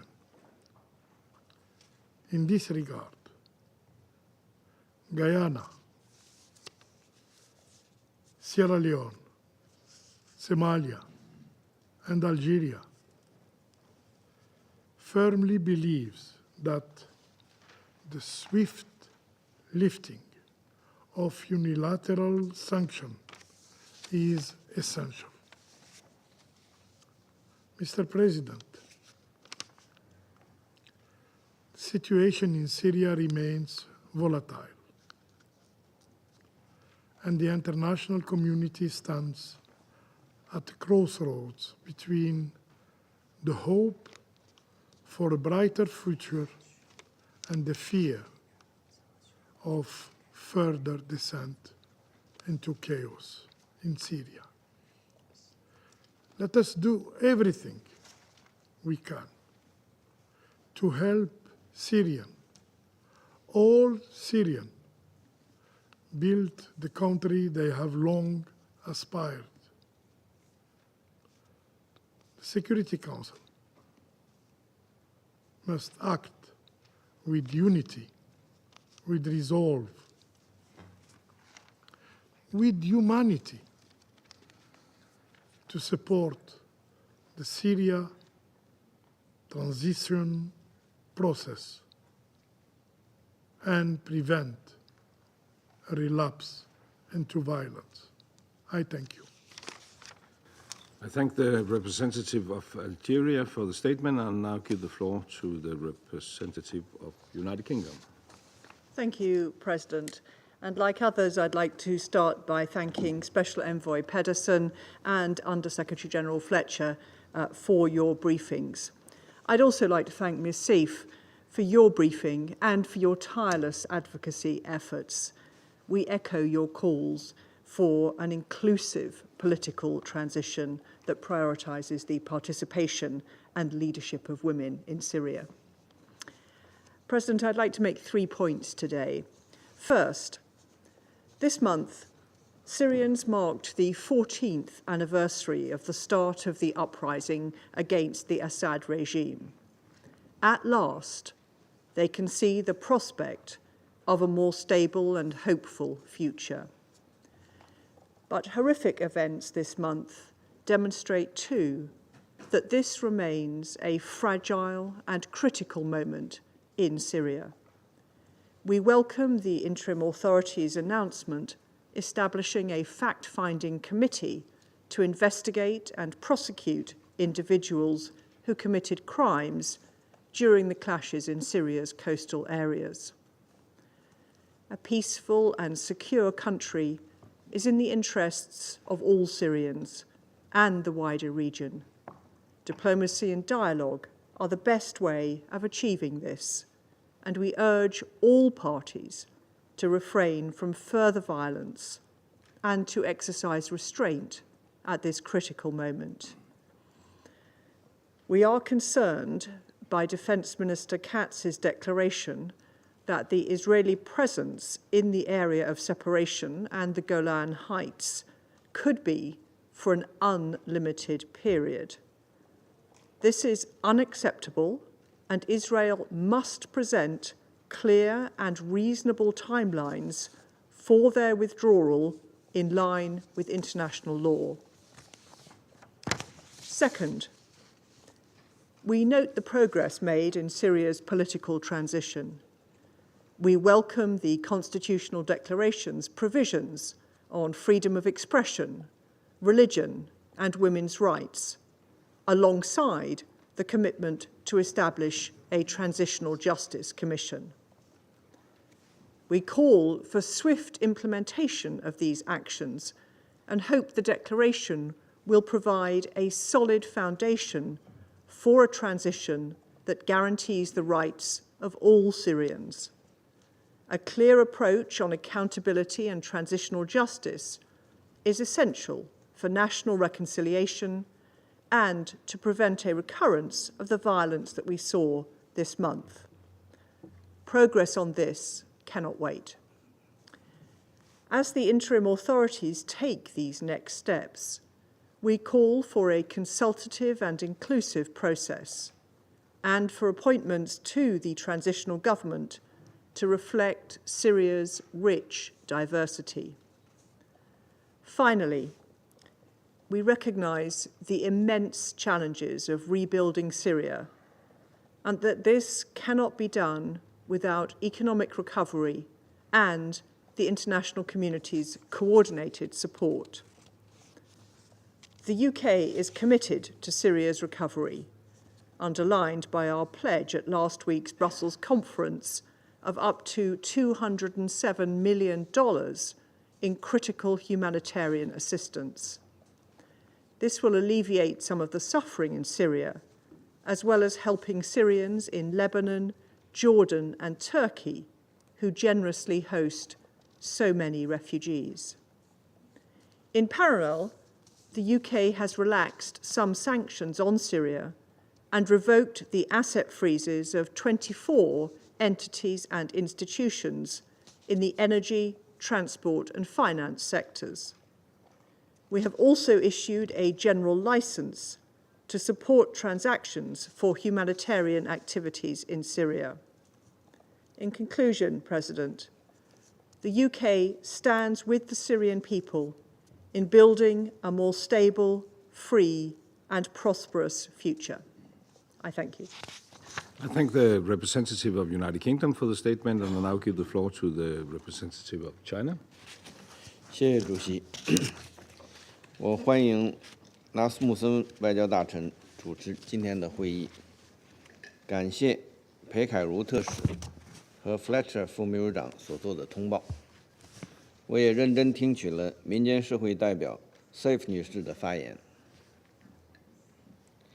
中方一直密切关注叙利亚局势，真诚希望叙利亚在国际社会的帮助下，稳步推进政治过渡，早日恢复和平稳定。我谈以下几点：第一，要推动包容的过渡进程。叙利亚沿海地区发生针对平民的无差别杀戮，非人道和残暴程度令人发指。叙临时当局宣布启动为期1个月的独立调查，并将进行追责。我们关注后续进展，期待叙临时当局以透明和负责任的方式开展工作，这对国际社会评估叙利亚政治过渡的可信度至关重要。中方注意到近期叙临时当局为推进政治过渡所采取的举措，希望他们切实兑现承诺。在安理会第2254号决议原则的指引下，同叙各界开展广泛的对话协商，实现真正的包容。裴凯如特使的工作应该得到各方的尊重和支持。特使办有必要加强地面工作团队的力量。阿盟在叙政治进程中可以发挥更大的作用。第二，要守住反恐的底线要求。叙局势变化后，盘踞在伊德利卜的外国恐怖作战分子流窜到叙各地，对叙利亚人民、对地区和国际和平与安全构成现实的威胁。外国恐怖作战分子参与了在叙利亚沿海地区对平民的虐待和杀戮，这再次提醒我们，必须对叙境内的恐怖势力保持高度警惕。安理会本月通过主席声明，重申打击外国恐怖作战分子的一致立场。我们敦促叙临时当局履行反恐义务，采取果断措施，打击包括东伊运及突厥斯坦党在内的所有被安理会列明的恐怖组织。第三，要积极发展和改善民生。长期以来，叙利亚经济发展陷入停顿，改善生活条件是2000多万叙利亚民众最迫切的愿望。叙利亚临时当局应将促进经济发展、改善民生作为重要任务。我们呼吁传统捐助国加大对叙利亚的人道援助，有关国家应采取措施消除单边制裁带来的负面影响，并确保有关措施对缓解人道局势、促进可持续发展发挥积极作用。最后，我愿重申，叙利亚的主权、独立、统一和领土完整应该得到尊重。国际社会公认戈兰高地是叙利亚备战领土。1974年部队脱离接触协定应该得到遵守。中方谴责以色列对叙利亚的空袭，以色列应尽快从叙利亚领土撤出。谢谢主席。Thank you. I thank the representative of China for the statement. I now give the floor to the representative of Pakistan. Thank you, Mr. President. Pakistan commends Denmark's excellent stewardship of the Council during this month. We thank Special Envoy Geir Pedersen and USG Tom Fletcher for their briefings. We appreciate and support their work and that of their teams.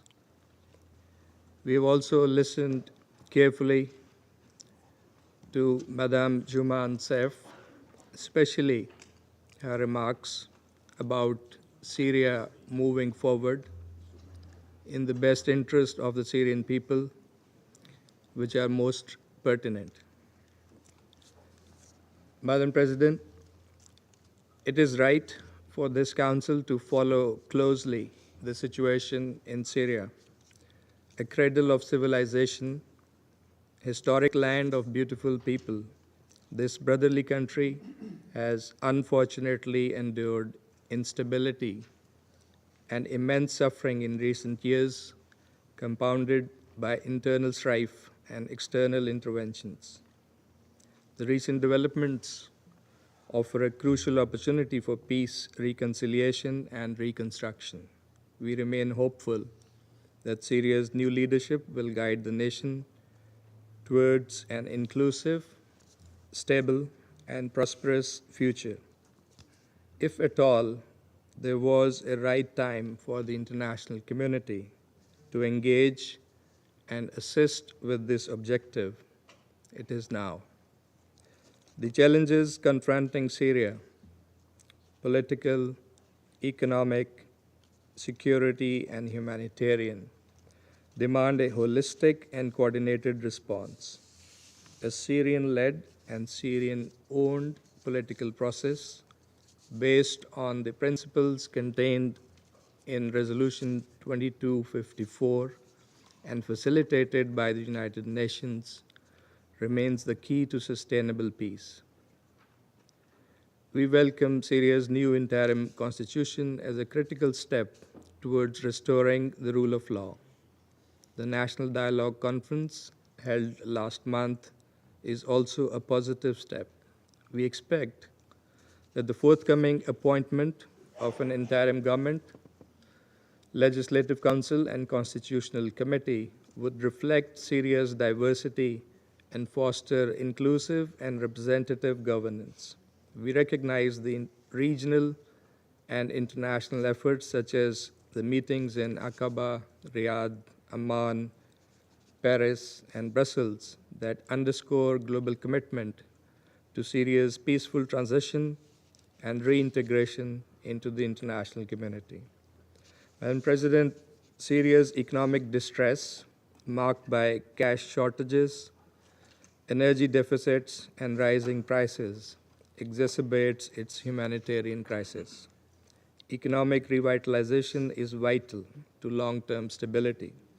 UN's Transitional Action Plan, aimed at poverty reduction, refugee integration, and institutional strengthening, requires robust international support. In this regard, lifting of unilateral sanctions is imperative to facilitating reconstruction and aid efforts, while remaining vigilant against entities with known affiliation to terrorist organizations. A reassessment and drawdown of the UN sanctions regime is also warranted to ensure that essential economic and humanitarian initiatives are not hindered. The resurgence of violence, shocking violence, as has been reported, particularly along Syria's western coast, is deeply concerning. Sectarian strife threatens to undermine peaceful political transition besides exacerbating the humanitarian challenges. We urge an immediate and permanent end to all violence, protection of civilians in line with international law, and a credible, independent investigation into the recent incidents. Era of impunity must be in the past, as noted by the Special Envoy. In this regard, we welcome the establishment of an independent committee by the Syrian interim authorities and look forward to its findings. Israel's repeated and continuing incursions and airstrikes into Syrian territory, continued violations of the 1974 Disengagement of Forces Agreement, and its declared intent for an indefinite presence and full demilitarization of southern Syria are unacceptable, constitute blatant violation of Syria's sovereignty and territorial integrity, and undermine international law and regional stability. We echo the Special Envoy's condemnation of these illegal actions and Israeli military escalations in Syria, and reaffirm this Council's 14th March presidential statement, which upholds Syria's sovereignty, unity, and territorial integrity, and specifically calls on all states to respect these principles and to refrain from any action or interference that may further destabilize Syria. Israel must cease its incursions forthwith, and this Council must hold Israel to its obligations, and as also emphasized by the Special Envoy. Madam President, the agreement between Syria's interim government and the Syrian Democratic Forces to integrate all civil and military institutions marks a significant step towards national unity. Meanwhile, the persistent terrorist threat, particularly from Al-Qaeda and ISIS affiliates and the foreign terrorist fighters, remains a grave concern. The 1267 Sanctions Committee and its monitoring team must continue vigilant assessment to prevent any resurgence of terrorism. The humanitarian crisis in Syria remains dire, with over 16.5 million people in urgent need of assistance. More than 90% of Syrians live in poverty, and over half the population is food insecure. The international community must intensify its efforts to address these urgent needs while also supporting Syria's long-term recovery. Madam President, a durable peace in Syria hinges on a credible political transition, national unity and reconciliation, and inclusive governance. The international community must remain steadfast with necessary political and economic support. Pakistan stands firmly with the resilient people of Syria in the pursuit of peace and stability. I thank you. And I thank the representative of Pakistan for the statement. I now give the floor to the representative of Panama. Gracias, señora Presidente.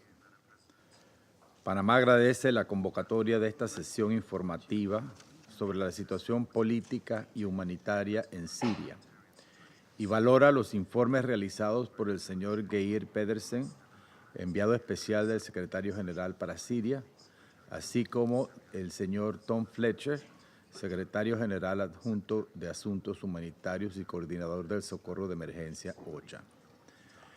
De igual manera, agradecemos y tomamos nota de la intervención de la señora Youmana Seif en representación de la sociedad civil. Saludamos también la participación de las distinguidas delegaciones de Siria, Irán, Qatar, Jordania y Turquía en esta sesión. Señora Presidente, el pasado 1 de marzo, tras 14 años de guerra civil, Siria anunció la formación de un gobierno interino que, de acuerdo con lo expresado por las autoridades sirias, tiene el objetivo de reflejar la diversidad del pueblo sirio. Este nuevo gobierno tiene una oportunidad histórica para avanzar hacia un proceso político inclusivo que garantice la participación de todos los ciudadanos que integran el Estado sirio, incluidas las mujeres, promoviendo la estabilidad y la reconciliación.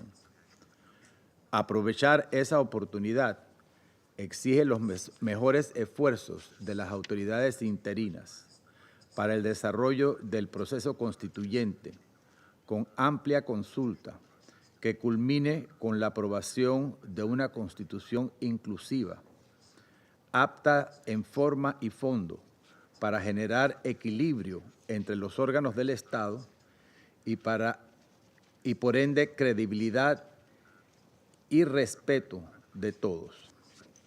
En el mismo sentido, conviene ejercer esfuerzos para poner fecha de cumpleaños a la interinidad de las autoridades actuales, mediante la conducción de elecciones transparentes e inclusivas que conlleven a un gobierno electo conforme a las normas de esa nueva Constitución. Lamentablemente, apenas unos días después del establecimiento del nuevo gobierno, el 6 de marzo, se registró una escalada de violencia en las provincias costeras de Latakia y Tartus, que cobró la vida de 1.300 civiles aproximadamente, en su mayoría pertenecientes a la comunidad alawita, pero también de otras minorías. Este grave episodio representa una clara amenaza para la estabilidad política y social del país.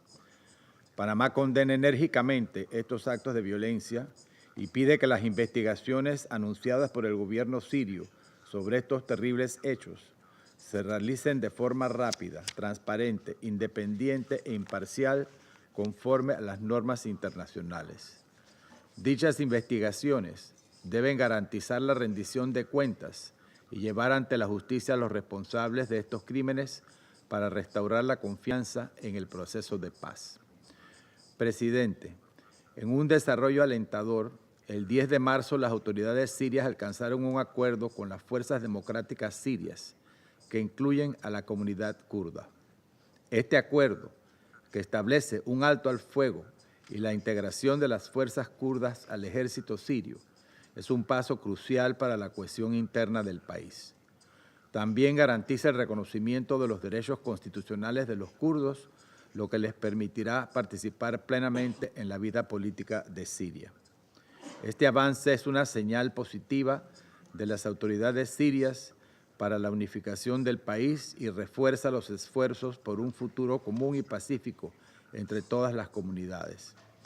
Es igualmente primordial que las autoridades se enfrenten con firmeza la amenaza que representan los combatientes terroristas extranjeros que operan en Siria, incluidos los remanentes del Estado Islámico EIL y otros.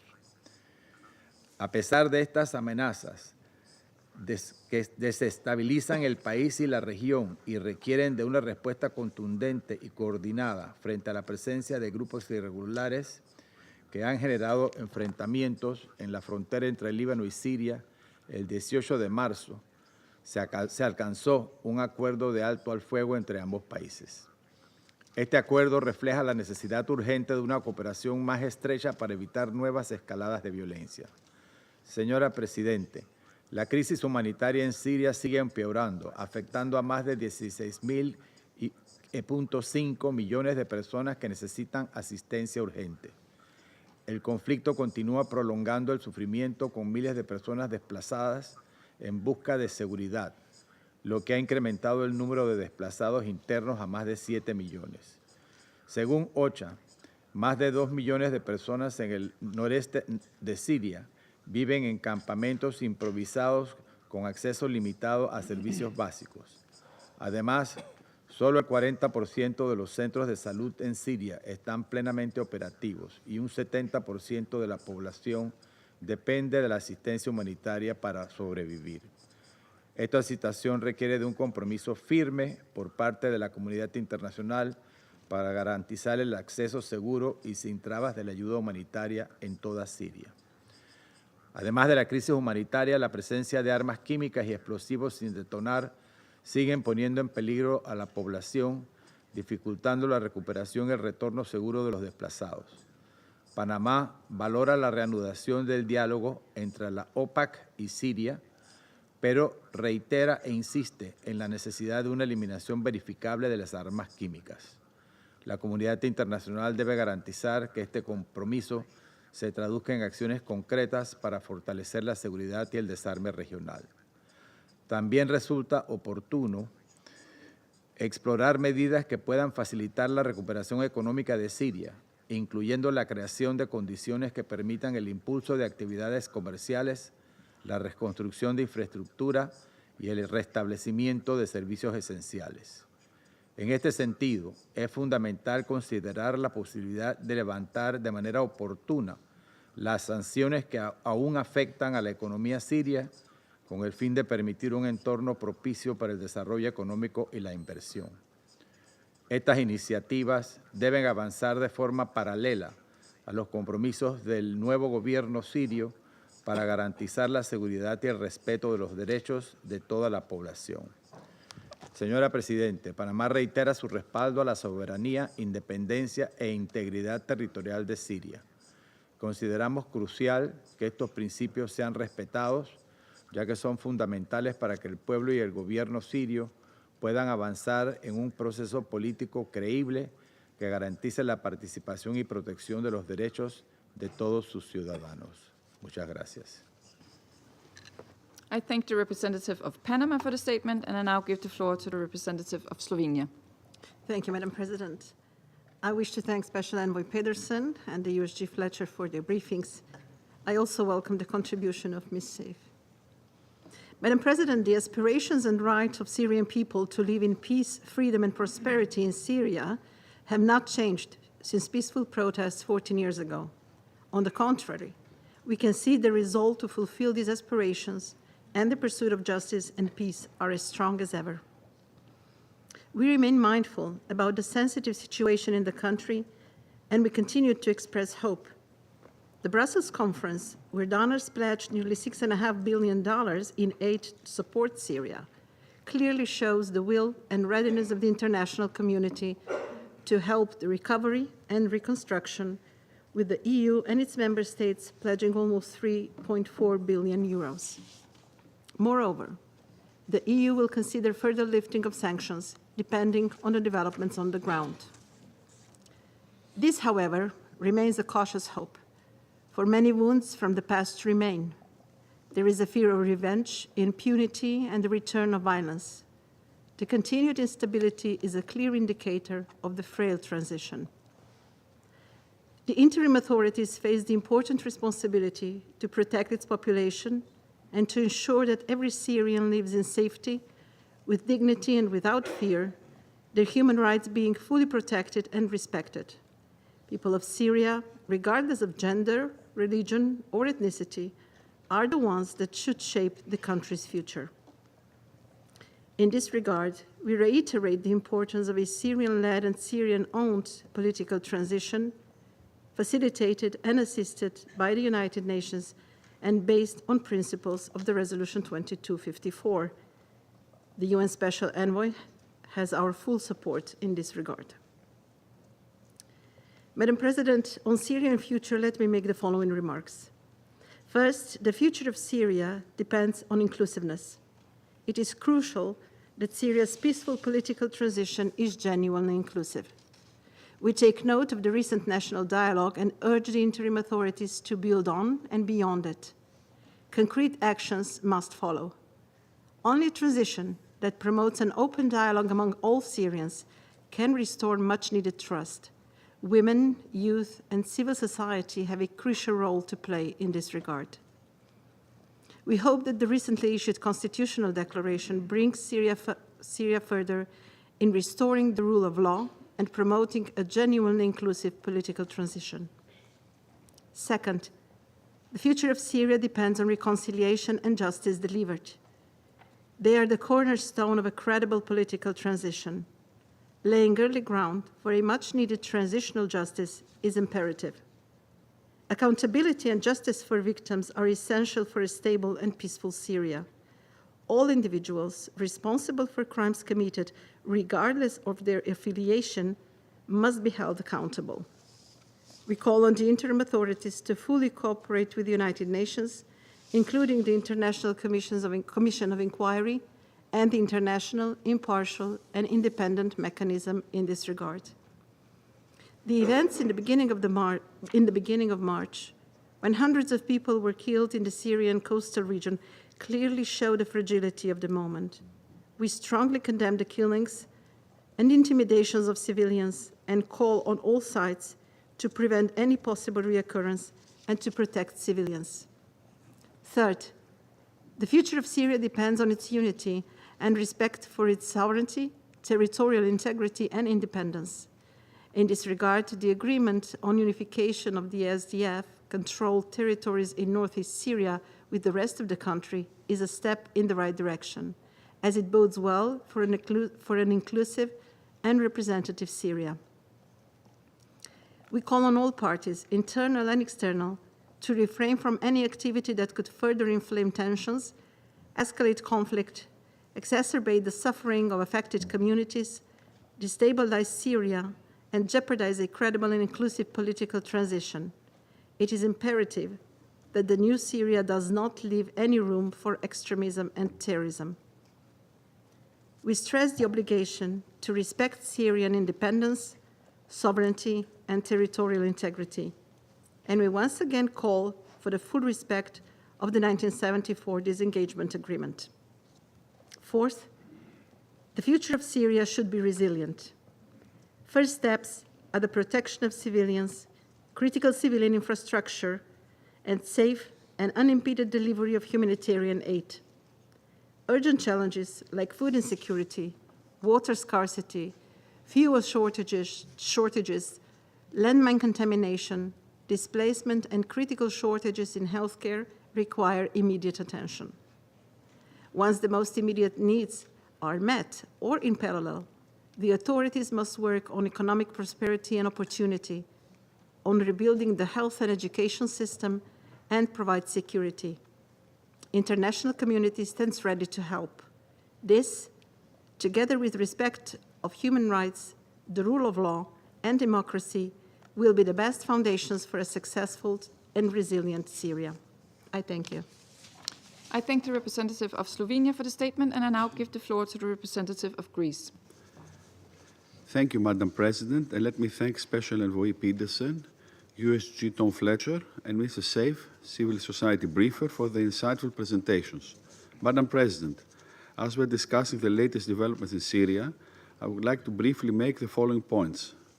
Greece stands in solidarity with the Syrian people and supports Syria's recovery, which can only be assured through a truly inclusive political transition. The recent atrocities, condemned strongly by this Council presidential statement of 14 March, have increased the urgency for an inclusive political transition without foreign interference, while securing the protection of all ethnic and religious communities, including Christians, Alawites, Druze, and Kurds, in the spirit of national unity and the key principles of Security Council Resolution 2254. Safeguarding Syria's rich cultural heritage and religious monuments is also key, as it's demonstrating a clear dedication to international law, including the international law of the sea. The appalling violence in Syria's coastal region has also increased the urgency for full accountability and transitional justice. The credibility of the interim authorities rests on holding the perpetrators of these attacks accountable. We expect the independent committee to work well and fast to this end. Enhancing accountability and establishing transitional justice is critical. As consistently advocated by the Syrian civil society organizations across the board, the only viable future for Syria is the one where accountability, concord, dialogue, and peace prevail. In this light, Syria must allow the Independent International Commission of Inquiry to investigate all violations. All Syrian communities should be able to live in Syria without fear. We are closely monitoring developments, including the recent agreements between the SDF and Damascus, as well as the announcement of a constitutional declaration, expecting that they will feed into a viable and inclusive political transition. In this context, we took careful note of the reluctance, especially the one expressed by the Kurdish element vis-à-vis the constitutional declaration. A declaration that contains several points raising concern, such as the lack of separation of power, or the law of one religion being the primary source of jurisprudence in a multi-ethnic, multi-religious country. Implementation of the actual level of inclusivity in the new structures will be key, as is the appointment of the new inclusive interim government that was proclaimed by the interim president. Madam President, as part of the EU family, Greece has been stressing that the easing of sanctions shall be made in a gradual, conditional, reversible manner so as to ensure that expectations are met in terms of an inclusive transition, accountability of recent atrocities, as well as full respect of international law. Recognizing the severe humanitarian situation on the ground and standing in full solidarity with the Syrian people, Greece made its pledge during the 9th Brussels Conference in support of Syria's recovery. Overall, the EU has pledged nearly 2.5 billion euros in support of the country's recovery for 2025 and 2026. Madam President, the creation of conditions for safe and voluntary returns of Syrian refugees must remain among our primary goals. Syrians deserve to go home and contribute to the rebuilding of the country. We fully support the efforts of UNHCR and OCHA in this regard, as well as collective efforts towards restoring shelters and critical infrastructure in Syria, contributing to the safe and voluntary return of Syrian refugees. Greece reiterates its unwavering support for Syria's unity, sovereignty, and territorial integrity, and condemns all systematic violations of Syrian sovereignty. Lastly, we welcome the recent visit by the Interim Minister of Foreign Affairs, Mr. Al-Shabani, to the OPCW, and the commitment to work for the elimination of the remaining chemical weapons in the country. Madam President, in closing, let me stress that there is a path towards a prosperous, stable, and inclusive Syria. To get there, we believe this Council message must be clear. International legitimacy and recognition lie at the end of a fully inclusive political path with strong and inclusive state institutions and with respect to international law, including international law of the sea. These are critical elements for assuring regional stability and promoting Syria's long-term security and prosperity. I thank you. I thank the representative of Greece for the statement, and I now give the floor to the representative of the Syrian Arab Republic. شكرا سيدة الرئيسة. أرحب بداية بوجود السيد وزير خارجية الدنمارك هنا في نيويورك وحضوره جزء من هذا الاجتماع، وأشكر الدنمارك على الدعم الذي تقدمه لسوريا وللشعب السوري، كما أشكركم السيدة الرئيسة وفريقك على إدارتكم أعمال مجلس الأمن لهذا الشهر. أود أيضا أن أتوجه بالشكر للسيد جير بيدرسون المبعوث الخاص، والسيد توم فليتشر وكيل الأمين العام للشؤون الإنسانية، والسيدة جمانة سيف على إحاطاتهم في هذه الجلسة. السيدة الرئيس، تواصل سوريا المضي قدما في هذه المرحلة المفصلية من تاريخها، فبعد عقد مؤتمر الحوار الوطني وبناء على مخرجاته وبهدف إعداد الإطار القانوني الناظم للمرحلة الانتقالية، شكلت رئاسة الجمهورية لجنة لصياغة مسودة الإعلان الدستوري الذي تم اعتماده لاحقا من قبل السيد رئيس الجمهورية. يؤكد الإعلان الدستوري التزام الدولة السورية بالحفاظ على وحدة أراضيها وتحقيق الاستقرار المجتمعي وصون السلم الأهلي، ويجرم دعوات التقسيم والانفصال وطلب التدخل الأجنبي أو الاستقواء بالخارج، كما يضمن حرية المعتقد والتنوع الثقافي للمجتمع السوري بجميع مكوناته، ويشدد على منع الفتنة ومنع التحريض على العنف ومكافحة جميع أنواع وأشكال التطرف العنيف. ينص الإعلان الدستوري أيضاً على أن جميع الحقوق والحريات المنصوص عليها في المعاهدات والمواثيق والاتفاقيات الدولية لحقوق الإنسان التي صادقت عليها سوريا تعد جزءاً لا يتجزأ منه، وتصون الدولة بموجبه حق المشاركة السياسية وتشكيل الأحزاب على أسس وطنية، كما يشير لحفظ الدولة لمكانة المرأة وصون كرامتها ودورها في الأسرة والمجتمع وكفالة حقها في التعليم والعمل. لقد أرسى الإعلان الدستوري نظام الحكم في المرحلة الانتقالية التي حددها ب5 سنوات، وتضمن الأحكام الناظمة لعمل السلطات التشريعية والتنفيذية والقضائية. وأكد الإعلان على التعاون مع المجتمع الدولي والمنظمات الدولية في إعادة الأعمار وتيسير عودة اللاجئين والمهجرين وتحقيق المصالح الوطنية. وإحقاقاً للعدالة، نص الإعلان الدستوري على إحداث هيئة لتحقيق العدالة الانتقالية تهدف لإنصاف الضحايا والناجين وتكريم الشهداء. وأود في ضوء وجود السيدة كارلا كينتانا رئيسة المؤسسة المستقلة المعنية بالمفقودين معنا في هذه القاعة أن أرحب بها وأن أشيد بجهودها، ونشدد على أهمية البحث عن الأشخاص المفقودين وتحقيق تقدم في هذا الملف الإنساني الهام بل والبالغ الأهمية لوضع حد لمعاناة الأهالي وتمكينهم من التعرف على مصير أحبتهم. وأتطلع لاجتماعنا سوية وزملائي بعد قليل. السيد الرئيس، في الوقت الذي يتطلع فيه الشعب السوري لبناء مستقبل يرتكز على العدالة والحرية والكرامة ووقف نزيف الدم، وقعت أحداث الساحل السوري المأساوية، حيث شنت مجموعات مسلحة يقودها عناصر من أجهزة أمنية تابعة للنظام السابق هجمات غادرة ومدانة على الأمن العام وإدارات البلديات ومراكز صحية، وتبعتها انتهاكات وإعدامات ميدانية وأعمال تخريب ونهب على يد بعض المجموعات المتطوعة غير المنضبطة. لقد نقلنا لمجلس الأمن ولمعالي الأمين العام مضمون الورقة ذات الصلة التي عممتها وزارة الخارجية والمغتربين، والتي صدرت بالوثيقة S/2025/152.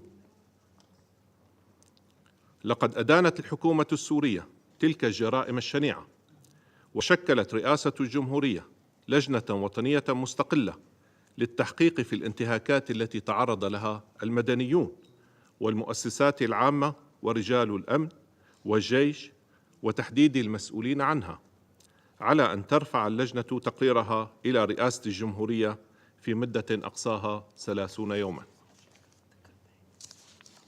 وأكدت القيادة السورية أن سوريا الجديدة ستكون دولة قانون، وأن القانون سيطبق على الجميع، وشددت على أن الاعتداء على حرمة الناس وعلى دمائهم وأموالهم خط أحمر، ولن تذهب دماء الأبرياء دون محاسبة أيا كان مرتكب هذه الانتهاكات.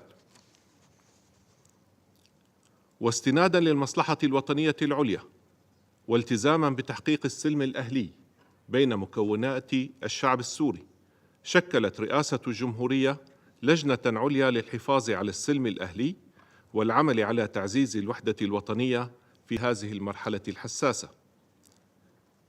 من جهة أخرى، وفي سياق الجهود المبذولة لتوطيد الاستقرار، تم توقيع اتفاق يقضي باندماج قوات سوريا الديمقراطية ضمن مؤسسات الجمهورية العربية السورية، والتأكيد على وحدة الأراضي السورية ورفض التقسيم. أكد الاتفاق أيضاً على ضمان حقوق جميع السوريين في التمثيل والمشاركة في العملية السياسية وكافة مؤسسات الدولة بناء على الكفاءة وبغض النظر عن خلفياتهم الدينية والعرقية، وعلى أن المجتمع الكردي مجتمع أصيل في الدولة السورية التي تضمن حقه في المواطنة وكافة حقوقه الدستورية. كما أشار الاتفاق لدمج كافة المؤسسات المدنية والعسكرية في شمال شرق سوريا ضمن إدارة الدولة السورية، بما فيها المعابر الحدودية والمطار وحقول النفط والغاز. وقد شرعت اللجان التنفيذية في تطبيق الاتفاق ضمن المهلة المحددة بنهاية العام الجاري. السيد الرئيس، تؤكد الحكومة السورية التزامها بتعزيز الشراكة مع الأمم المتحدة ووكالاتها المتخصصة، فالسوريون ينتظرون بفارغ الصبر تحسن الأوضاع الإنسانية والمعيشية وانطلاق مسيرة التعافي الاقتصادي وإعادة الأعمار والعودة إلى مسار تحقيق أهداف التنمية المستدامة. في هذا الإطار، جددت الحكومة السورية الإذن الممنوح للأمم المتحدة ووكالاتها المتخصصة لاستخدام معبري باب السلامة والراعي ل6 أشهر إضافية تنقضي في أيلول سبتمبر القادم. وشاركت سوريا للمرة الأولى ممثلة بالسيد وزير الخارجية والمغتربين في مؤتمر بروكسل التاسع. إننا نتوجه ببالغ الشكر والتقدير للدول والجهات التي تعهدت بدعم الشعب السوري خلال هذا المؤتمر، ونتطلع للوفاء بما تم الإعلان عنه من تعهدات لتحقيق أثر ملموس يشعر به السوريون في أقرب وقت ممكن. تعرب سوريا عن تقديرها البالغ لدولة قطر وللمملكة الأردنية الهاشمية الشقيقتين ولبرنامج الأمم المتحدة الإنمائي على مبادرة تزويد سوريا بالغاز عبر الأردن لتوفير 400 ميجاوات من الكهرباء. ونناشد الدول الأخرى لاتخاذ مقاربات مماثلة لإنهاء معاناة السوريين في أقرب وقت ممكن. وتشدد بلادي على ضرورة الانتقال من المساعدات الإنسانية المؤقتة إلى وضع الأسس لحلول شاملة ومستدامة عبر إجراءات حقيقية وملموسة تبدأ بالرفع الكامل للعقوبات المفروضة على الشعب السوري لفك قيد الحصار عن رقاب وأيدي السوريين ليتمكنوا من إعادة بناء وطنهم والسير به نحو غد أفضل. إننا نقدر عالياً الخطوات التي اتخذتها بعض الدول لرفع بعض العقوبات، ونتطلع لرفعها بشكل كامل ومستدام. السيد الرئيس، يواصل جيش الاحتلال الإسرائيلي اعتداءاته الآثمة على سيادة سوريا ووحدة وسلامة أراضيها في انتهاك للقانون الدولي وميثاق الأمم المتحدة وقراراتها ذات الصلة واتفاق فض الاشتباك لعام 1974. وفي الوقت الذي لا تزال فيه قوات الاحتلال الإسرائيلي تسيطر بالقوة وبشكل لا شرعي على مساحات واسعة من الأراضي السورية في الجولان السوري المحتل ومنطقة فصل القوات ومحافظة القنيطرة وجبل الشيخ والمناطق المجاورة في محافظتي درعا وريف دمشق، فقد شهدت الفترة الماضية اعتداءات إسرائيلية متكررة على عدد من المناطق السورية أدت لاستشهاد عدد من المدنيين السوريين. لقد طالت آخر هذه الاعتداءات اليوم مناطق في محافظة درعا، حيث تعرضت قرية كوية خلال الساعات الماضية لقصف مدفعي وجوي عنيف استهدف الأحياء السكنية والمزارع، ما أسفر عن استشهاد 6 مدنيين مع احتمال ارتفاع العدد نتيجة الإصابات الخطيرة واستمرار العدوان. إن سوريا تؤكد على مضمون رسالة الشكوى التي وجهتها إلى السيدة رئيسة مجلس الأمن ومعالي الأمين العام والصادرة بالوثيقة S/2025/120، وتدين بأشد العبارات العدوان الإسرائيلي السافر على أراضيها والتصريحات الصادرة عن مسؤولي كيان الاحتلال، والمطالبة بما أسمته نزع سلاح الدولة السورية من محافظات الجنوب السوري، وترويج سلطات الاحتلال لادعاءات كاذبة بالحرص على مكونات بعينها من النسيج الوطني السوري وزعم حمايتها. إن تلك الممارسات العدوانية والتصريحات الاستفزازية تؤكد سعي كيان الاحتلال الإسرائيلي لزعزعة أمن واستقرار سوريا. لذا تجدد بلاد سوريا مطالبتها مجلس الأمن بتحمل مسؤولياته واتخاذ الإجراءات الحازمة والفورية لإلزام إسرائيل بالوقف الفوري لعدوانها المستمر على الأراضي السورية والانسحاب الفوري وغير المشروط من جميع الأراضي السورية. كما تدعو بلاد سوريا الدول ذات النفوذ للقيام بدور فاعل وبناء في هذا المجال. ختاما، السيد الرئيس، إن سوريا الجديدة تواجه استحقاقات كبيرة وتحديات جسيمة، وهي تتطلع لدعمكم في هذه المرحلة الحساسة لصنع مستقبل أفضل لجميع السوريين وبأيدي جميع السوريين، رجالا ونساء، شبابا وفتيات. مستقبل يبنى على قيم المواطنة وسيادة القانون والنهوض بالمجتمع وطي صفحة الاستخفاف بالحياة والكرامة الإنسانية، وهو ما يستوجب التصدي للأجندات الخارجية الهدامة ولمحاولات بث الفتن ونشر خطابات الكراهية وللتحريض على العنف والإرهاب. شكرا السيد الرئيس. Shukran. I thank the representative of the Syrian Arab Republic, And I now give the floor to the Islamic representative of the Islamic Republic of Iran. In the name of God, the compassionate and merciful, thank you, Madam President. We appreciate Mr. Peterson, the Special Envoy, and Mr. Tom Fletcher, the Under-Secretary General, for their insightful briefing. We have closely listened to the views of Ms. Jumana Saif.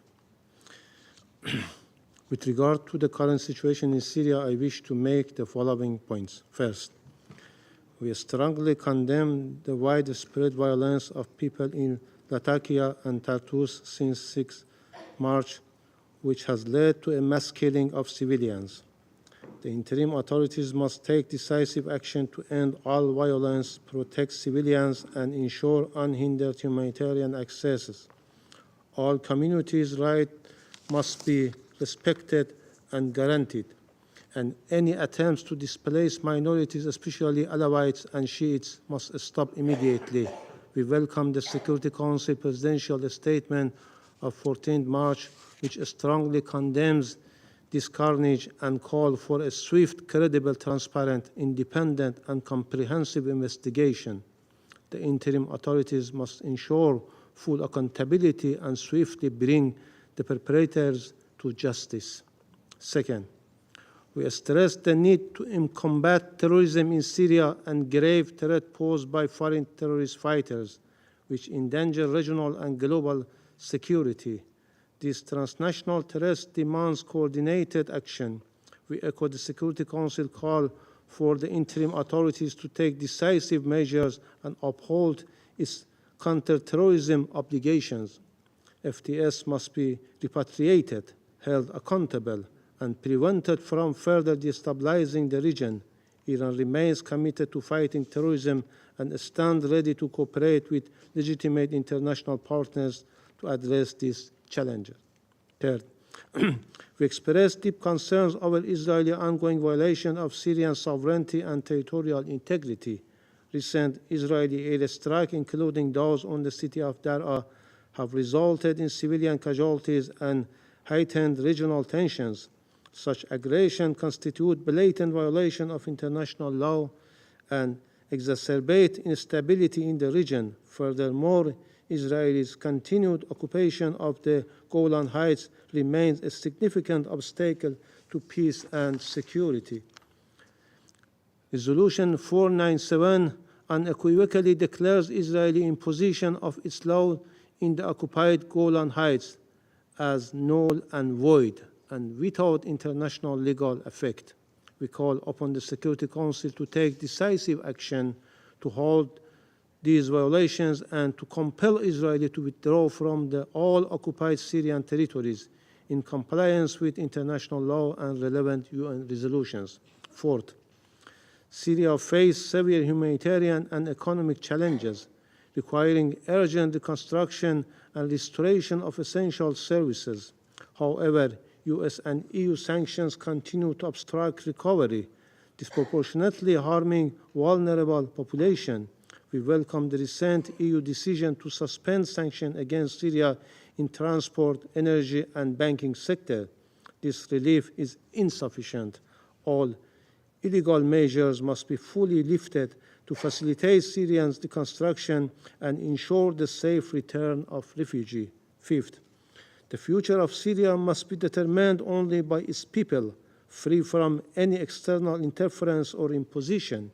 Iran supports the establishment of an inclusive government through free election and comprehensive national dialogue, ensuring fair representation for all Syrian communities. To ensure national solidarity, the temporary constitution should also be submitted to a public vote. The constitution must serve to strengthen national unity rather than sow division or exacerbate ethnic and religious tensions. Iran emphasized the necessity of a Syrian-led and Syrian-owned political process, facilitated by the United Nations and grounded in the principles of the UN Security Council Resolution 2254. This resolution outlines a clear roadmap for establishing an inclusive, non-sectarian government through free and fair elections and comprehensive national dialogue, ensuring fair representation for all Syrians. Iran support the efforts of the UN Special Envoy and stressed that the United Nations must play a central role in this process. Sixth, we welcome Syrian returns to the Organization of Islamic Cooperation after a 13-year suspension. This development allows Syria to resume its role as a significant member of this esteemed body. Iran remains committed to supporting Syria's sovereignty and territorial integrity and is dedicated to playing a constructive role in achieving lasting peace and stability in Syria and broader region. In conclusion, we categorically reject the baseless accusation made by the U.S. representative, which are once again intended to distort reality and mislead the international community. For years, under the false pretext of counterterrorism, the United States has flagrantly violated Syrian sovereignty and territorial integrity, enabling terrorist groups and backing Israel occupation to advance its geopolitical agenda. We must not overlook the fact that the severe humanitarian crisis and economic hardship in Syria stem directly from Washington's unlawful sanctions and its systematic violation of international and fundamental human rights of the Syrian people.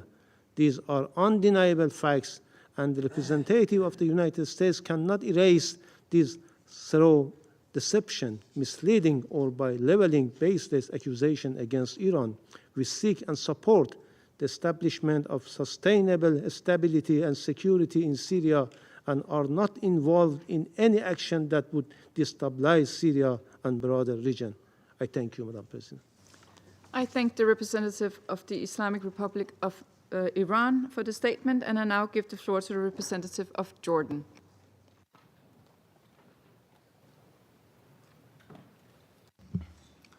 السيدة الرئيسة، أشكركم على انعقاد هذه الجلسة، ويطيب لي أن ألقي هذا البيان نيابة عن المجموعة العربية.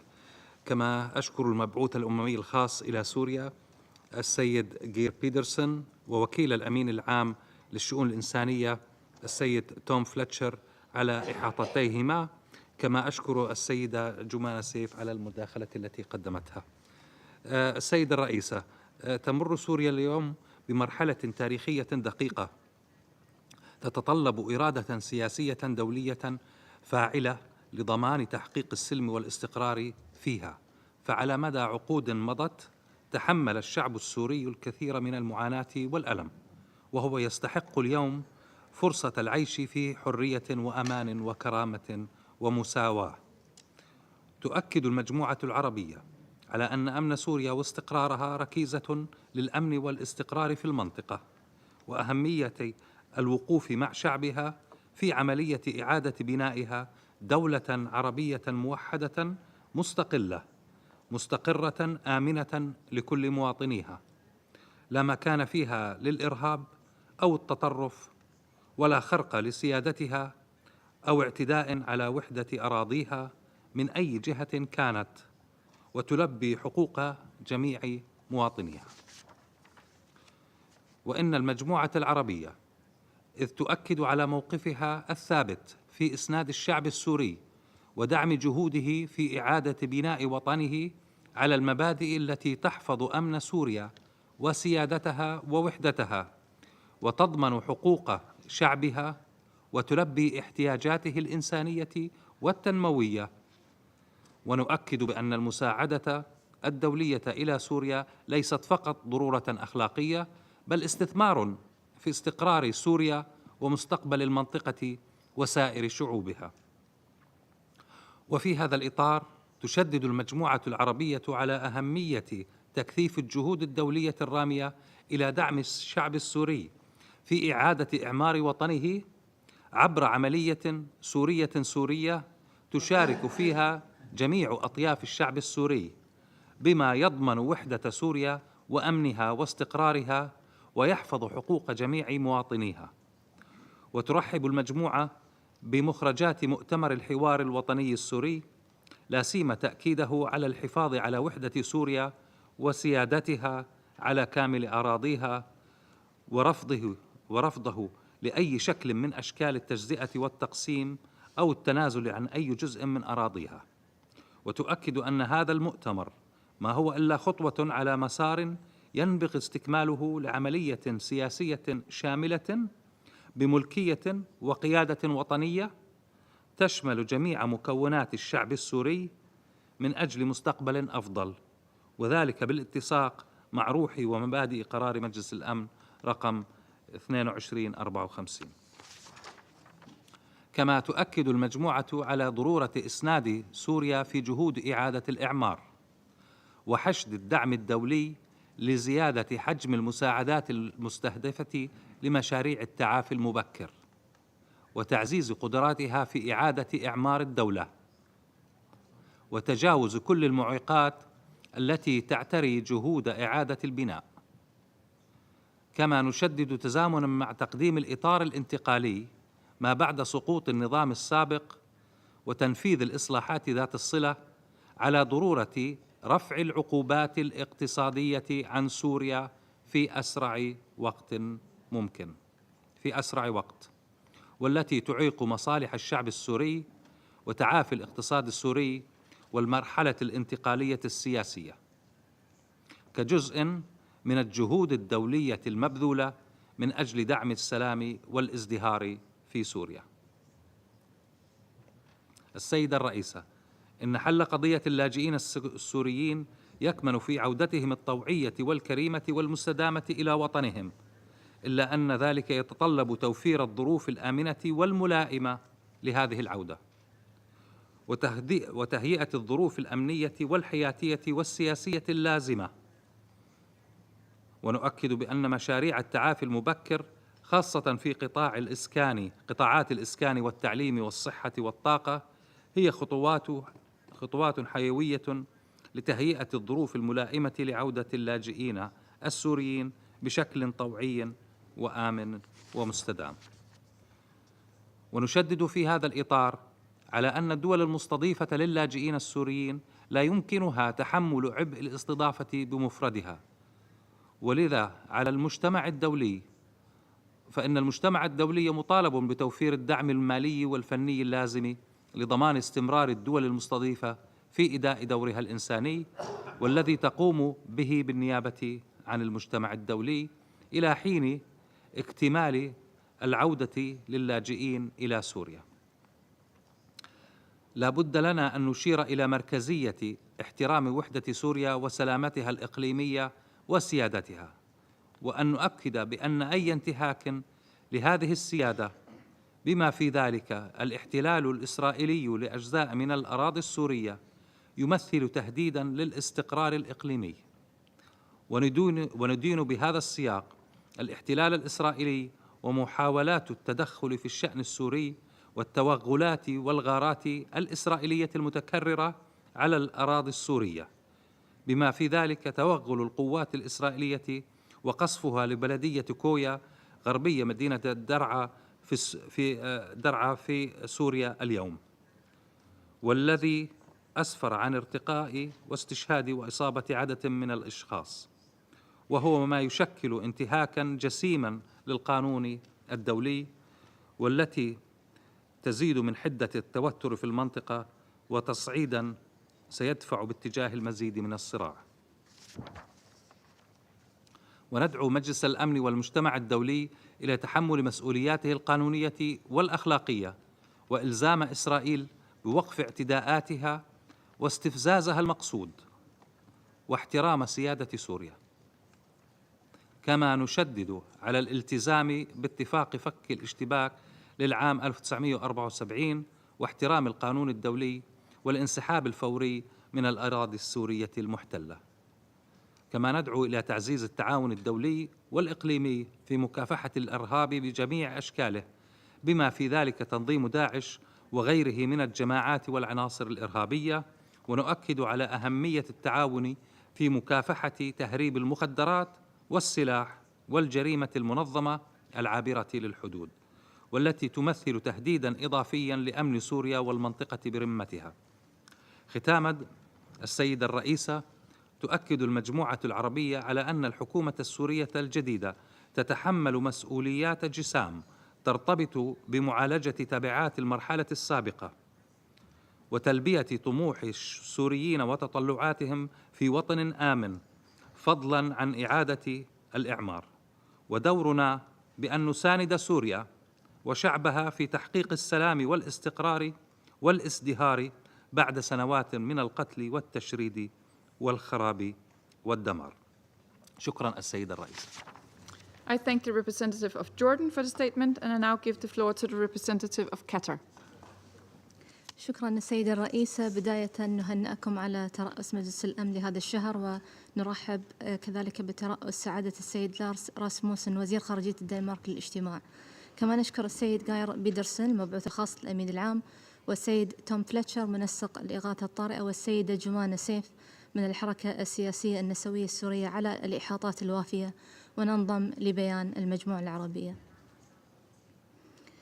السيدة الرئيسة، طوى الشعب السوري الشقيق في أواخر العام الماضي صفحات مؤلمة استمرت لسنوات طويلة، واليوم يسعى إلى إعادة بناء بلده ليكون آمناً ومستقراً، وتكون له مكانته في محيطه الإقليمي والدولي. دولة قطر ثابتة على موقفها المبدئي الداعم للشعب السوري الشقيق في هذه المرحلة الحرجة في تاريخه الهام. وتنفيذاً لتوجيهات حضرة صاحب السمو الشيخ تميم بن حمد آل ثاني أمير دولة قطر، تستمر دولة قطر في تقديم الدعم لصالح الشعب السوري الشقيق في مختلف المجالات الإنسانية، والمساهمة في جهود التعافي وإعادة الإعمار وتأمين الخدمات الأساسية. تمثل ذلك مؤخراً في تقديم إمدادات الغاز الطبيعي عبر أراضي المملكة الأردنية الهاشمية، وبالتعاون بين صندوق قطر للتنمية ووزارة الطاقة والثروة المعدنية الأردنية وبرنامج الأمم المتحدة الإنمائي بغية توليد 400 ميجا واط يومياً من الكهرباء كمرحلة أولى لمعالجة النقص الحاد في الكهرباء، وبالتالي الإسهام في تحسين الخدمات الأساسية، هذا إضافة لمئات الأطنان من المساعدات الإنسانية التي ترسلها دولة قطر جواً. كما يشمل ذلك الدعم السياسي والدبلوماسي، فقد تم التوصل في 28 ديسمبر من العام الماضي إلى اتفاق لرعاية مصالح الجمهورية العربية السورية من خلال الوفد الدائم لدولة قطر لدى منظمة حظر الأسلحة الكيميائية، وذلك مما يساهم في تعزيز الحوار بين سوريا والمجتمع الدولي في المرحلة الانتقالية، والتعاون والتنسيق القائم بين الحكومة السورية والهيئات الأممية والدولية. السيدة الرئيسة، ترحب دولة قطر بانعقاد مؤتمر الحوار الوطني السوري، وتعده خطوة مهمة نحو التوافق والوحدة وبناء دولة القانون والمؤسسات. كما ترحب بالإعلان الدستوري، وتأمل بأن يشكل أساساً متيناً لتنظيم المرحلة الانتقالية، ولا سيما مبدأ الفصل بين السلطات، وتشكيل لجنة لصياغة دستور دائم، وتحقيق العدالة الانتقالية، وحماية حقوق وحريات كل السوريين، والالتزام بوحدة الأرض والشعب. وتؤكد دولة قطر أن الاستقرار والأمن في سوريا يتطلب احتكار الدولة للسلاح في جيش واحد وطني يعبر عن كافة المكونات السورية، بما يمهد لانتقال سلمي للسلطة من خلال عملية سلمية شاملة. السيدة الرئيسة، تدين دولة قطر بأشد العبارات الجرائم التي ترتكبها مجموعات خارجة عن القانون واستهدافها القوات الأمنية. قد رحبت دولة قطر بالاتفاق على دمج قوات سوريا الديمقراطية ضمن مؤسسات الدولة، وتعده خطوة هامة نحو توطيد السلم الأهلي واستقرار البلاد. كما تدين دولة قطر الاعتداءات الإسرائيلية على سوريا التي تنتهك سيادتها وسلامة أراضيها، وتعتبرها خرقاً سافراً للقانون الدولي، بما في ذلك الهجمات الأخيرة على محافظة درعا وقصف عدة مناطق في أنحاء سوريا واستمرار الاستيلاء على المنطقة العازلة. ويجب على المجتمع الدولي التحرك بشكل عاجل لإلزام إسرائيل بالامتثال للقانون الدولي وقرارات الشرعية الدولية ووقف الاعتداءات المتكررة. السيدة الرئيسة، شاركت دولة قطر في مؤتمر المانحين المعني بسوريا الذي عقد الأسبوع الماضي في بروكسل، وتبرز الحاجة الماسة لزيادة المساعدات الإنسانية وضمان وصولها بدون عوائق إلى كل المناطق المتأثرة، ورفع العقوبات الاقتصادية التي كانت قد فرضت على النظام السابق وزالت اليوم أسباب فرضها، ولكن تبقى اليوم آثارها السلبية على الشعب السوري الشقيق. وبهذا الصدد ترحب دولة قطر بالخطوات الإيجابية التي تم اتخاذها خلال الفترة الماضية لتخفيف العقوبات. وختاما السيدة الرئيسة، تجدد دولة قطر موقفها الثابت الداعم لسيادة سوريا واستقلالها ووحدتها وسلامة أراضيها، ونؤكد مساندتنا لكافة الجهود الإقليمية والدولية الهادفة لإحلال الأمن والاستقرار في سوريا وتحقيق تطلعات شعبها. وشكرا لكم السيدة الرئيس. I thank the representative of Qatar for the statement. I now give the floor to the representative of Turkey. Thank you, Madam President. I would also like to thank Mr. Pedersen, Mr. Fletcher, and Ms. Jumana Saif for their briefings. Madam President, the new era in Syria presents a historic opportunity for both the country and the peoples in the region. At this critical moment, the international community must step up and extend its support to help the Syrian people overcome the challenges they face. Turkey, as always, will continue to spare no effort in providing all necessary assistance to ensure a stable, united, and secure Syria and a good neighbor. We emphasize the importance of inclusive and representative governance in our engagements with the Syrian administration.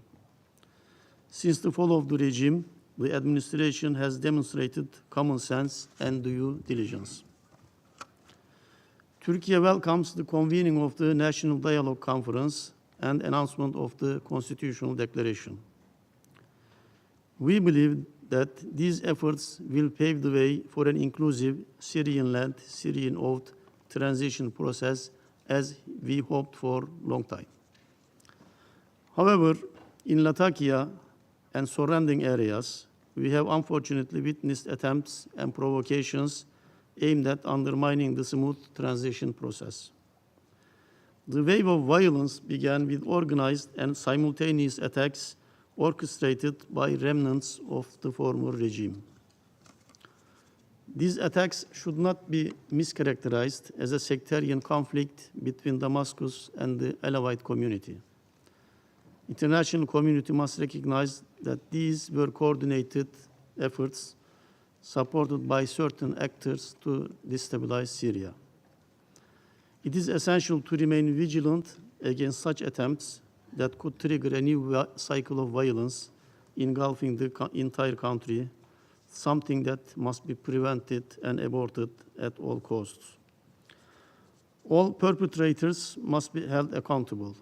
International community should support the Syrian administration's efforts to investigate these recent violent incidents. Madam President, political transition process is multifaceted, encompassing everything from the establishment of new institutions to ensuring transitional justice.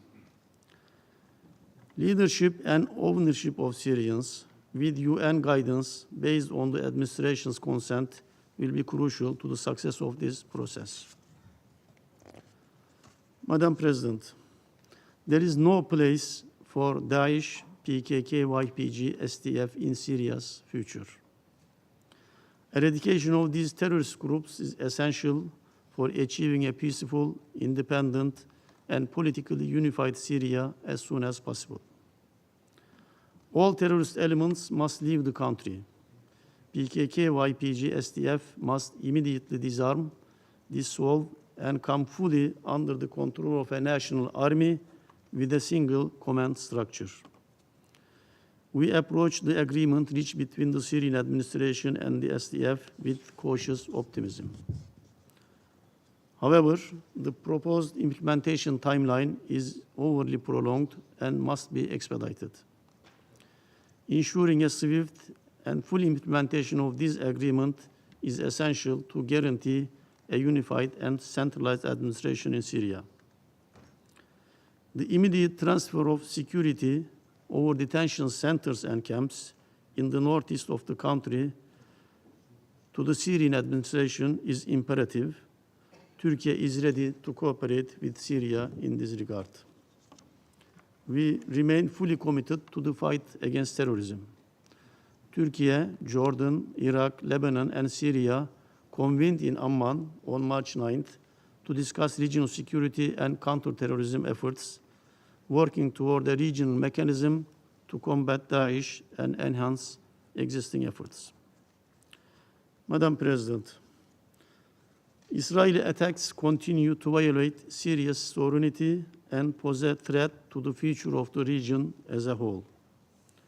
International community, especially this Council, must speak out against Israel's increasing aggression towards Syria. We strongly condemn Israel's continued military escalations and urge this Council to make immediate and decisive action before it becomes too late. Madam President, Syria needs full support of us, all international community, to ensure a meaningful and lasting impact on the future of its people. Our collective efforts are essential in providing humanitarian and reconstruction aid to Syria.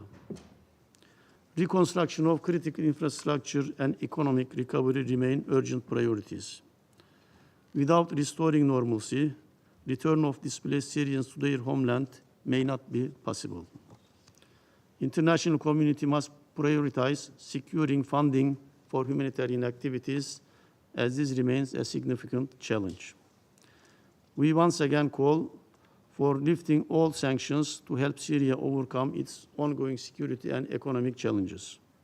Syrian people deserve relief from suffering so they can rebuild their lives with dignity, hope, and peace.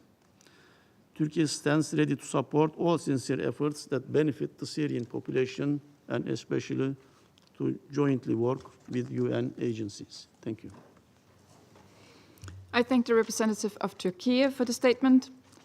There are no more names inscribed on the list of speakers. I now invite Council members to informal consultations to continue our discussion on the subject. The meeting is adjourned.